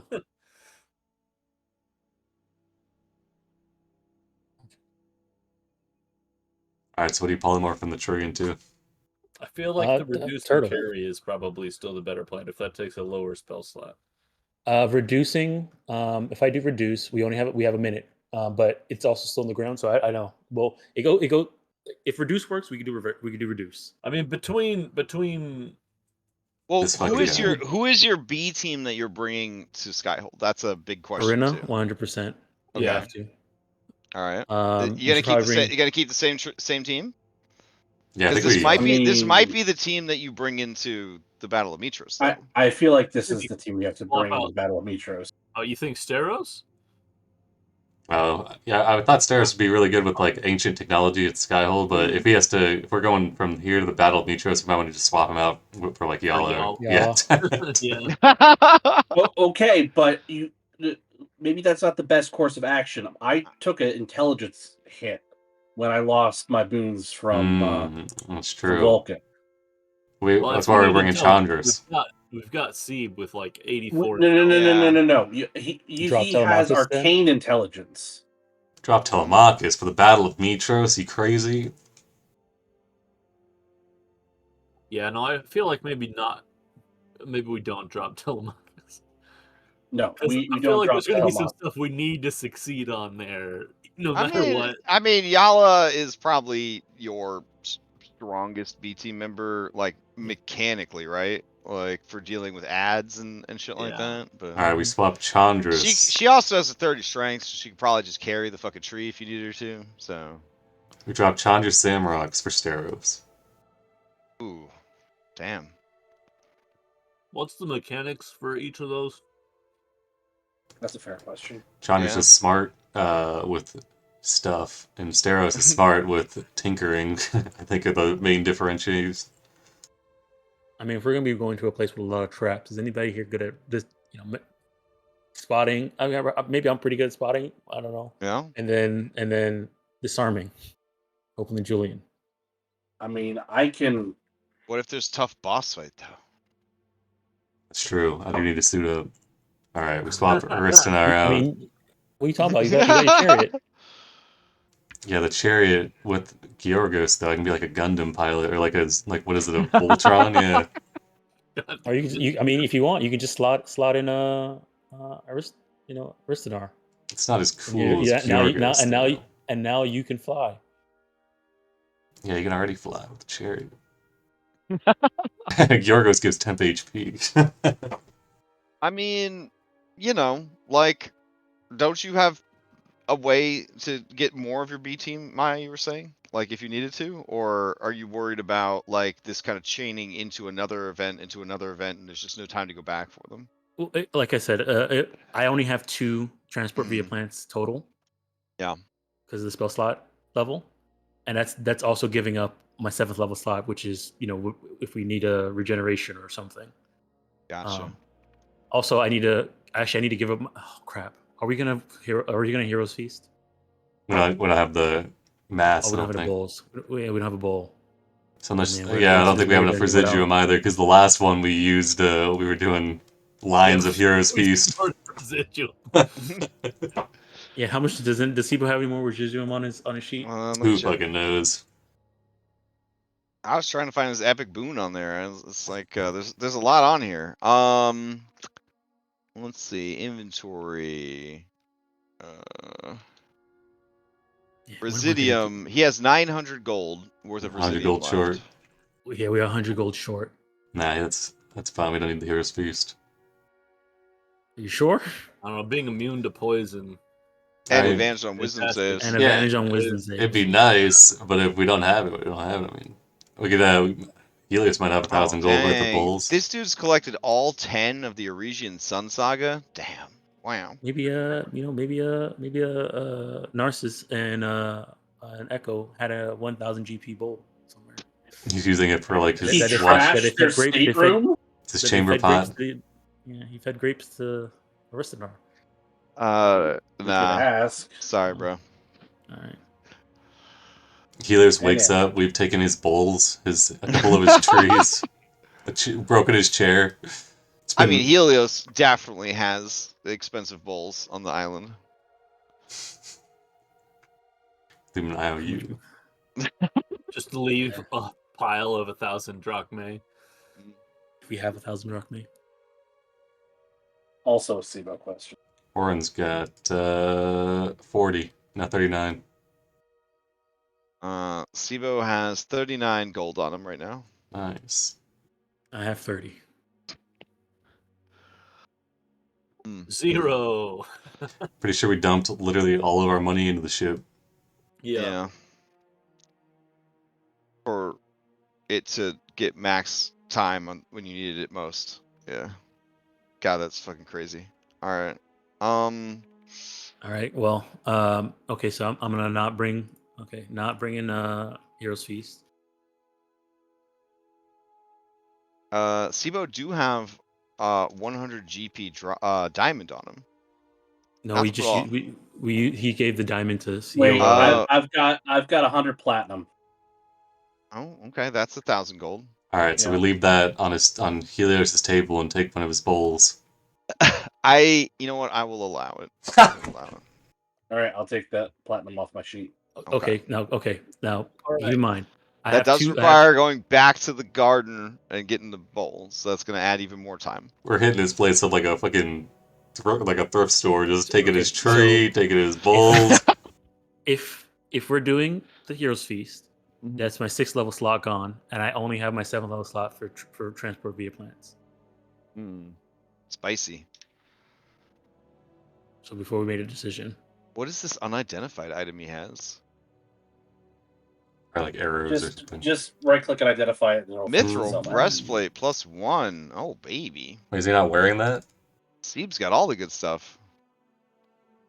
I think he got your Titan's Bane armor or whatever. Yeah, he's wearing the breastplate +1 giant Titan's Bane, well maintained. Oh yeah.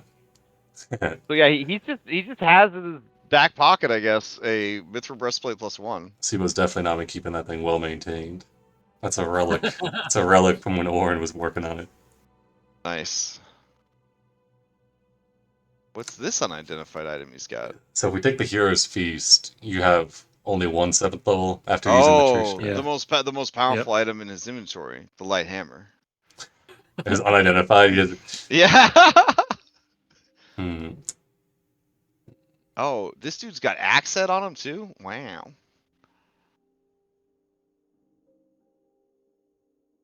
So if we only have... He's got big like Scanlan from the Amazon version of Nox, like where he's got the bag of holding. It's just fucking everything from your adventures is just in there. So.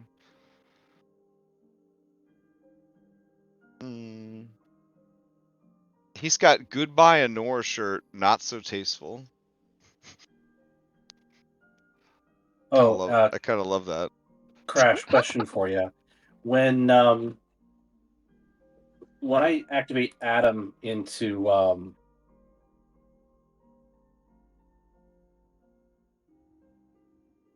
Into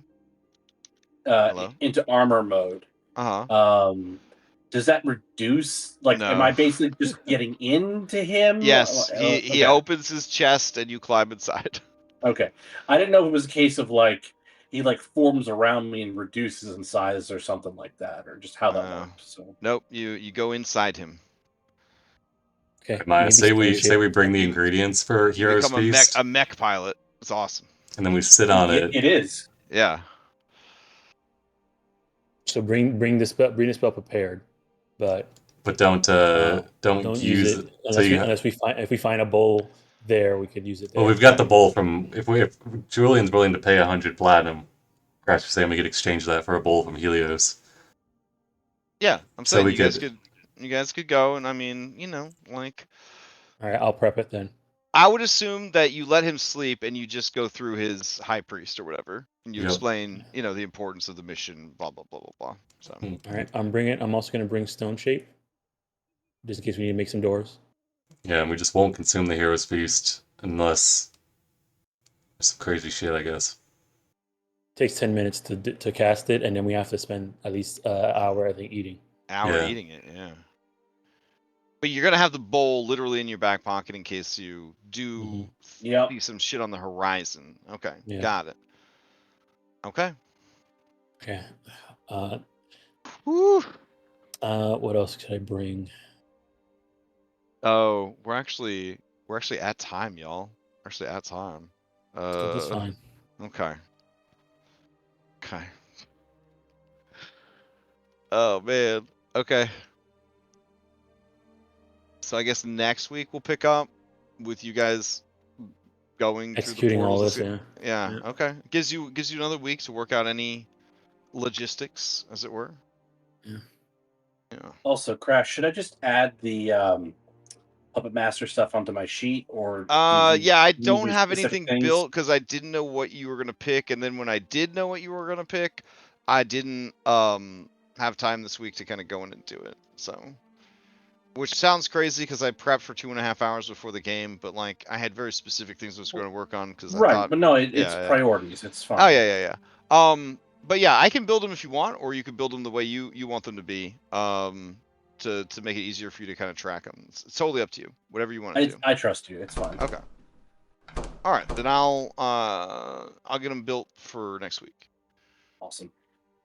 Master. Yeah, I feel like you had some tough choices to make with yours. Yeah. I mean, I think everybody did. Full disclosure, it felt inequitable that you guys got a level 14 feet or whatever, level 12 feet. And then Julian didn't. Admittedly, Julian chose to multi-class, but he also chose to multi-class without realizing there was going to be a dope-ass, like, game-defining feat available at level 12. So he is entitled to a feat from leveling up now. So then I was like, yeah, well, let's just go ahead and make it equivalent to your level 12 feat. So, yeah.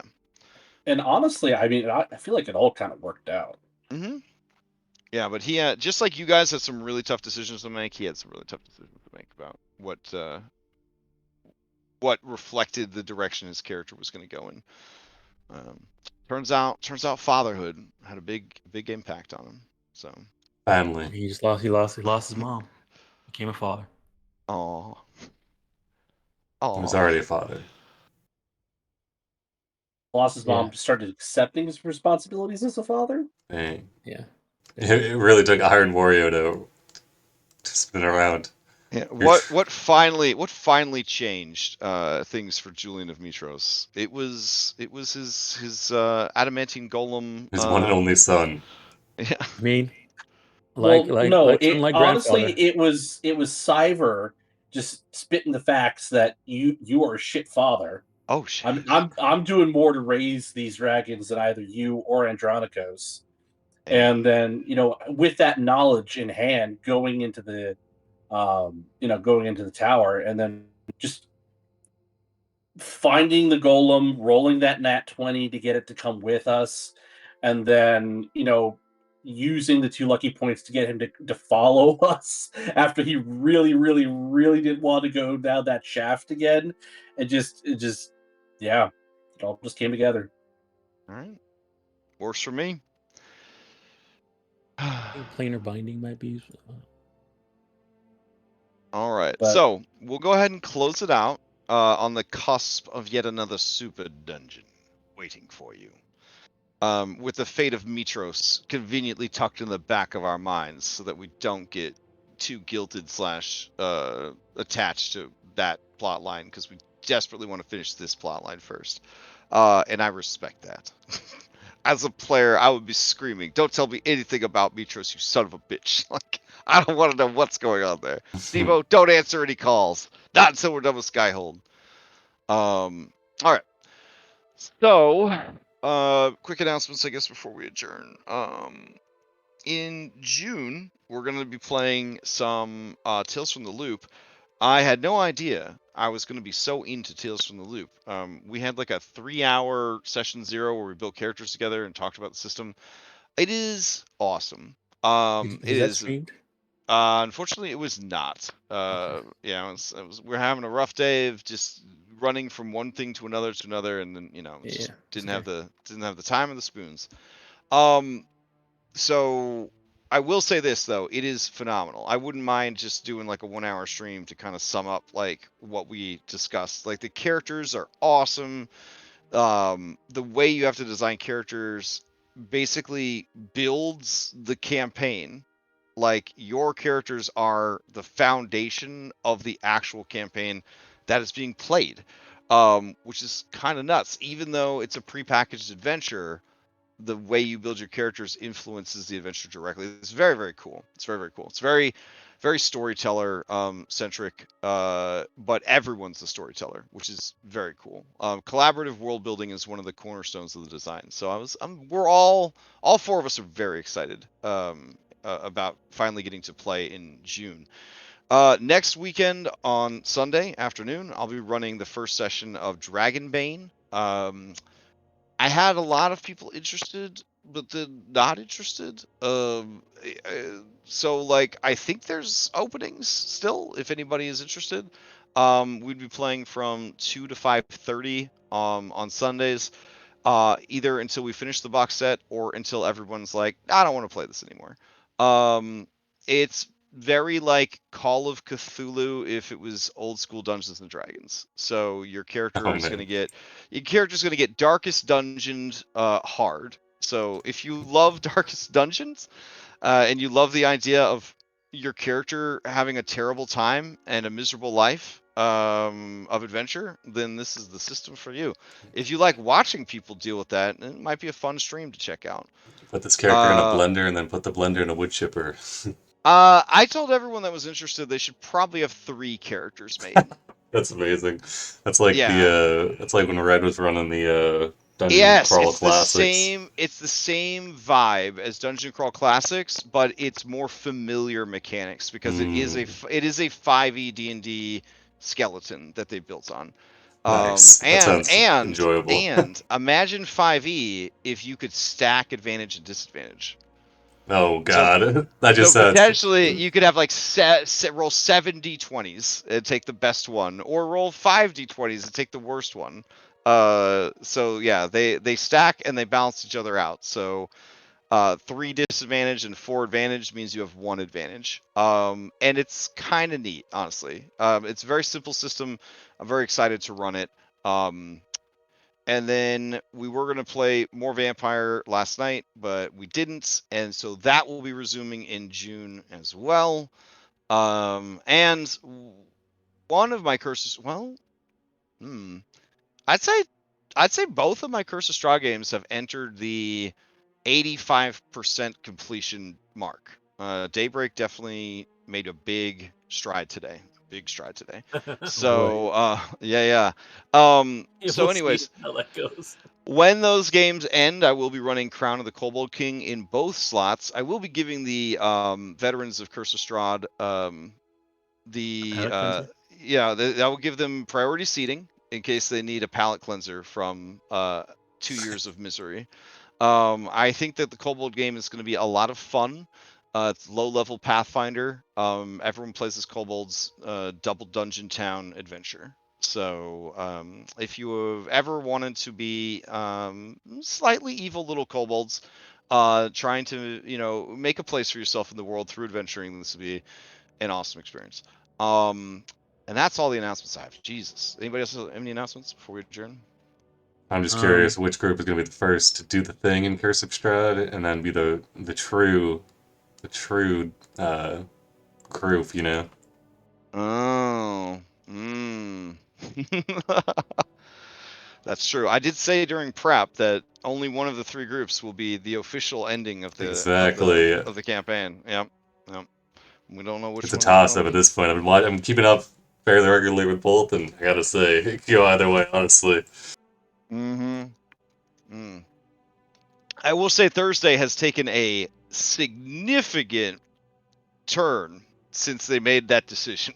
I was pretty surprised by what went down on Thursday. I was like, "Oh my goodness." Yeah, so man, it's been an amazing experience. It's probably been a terrible experience for the players. I know it's been a heartbreaking experience for me.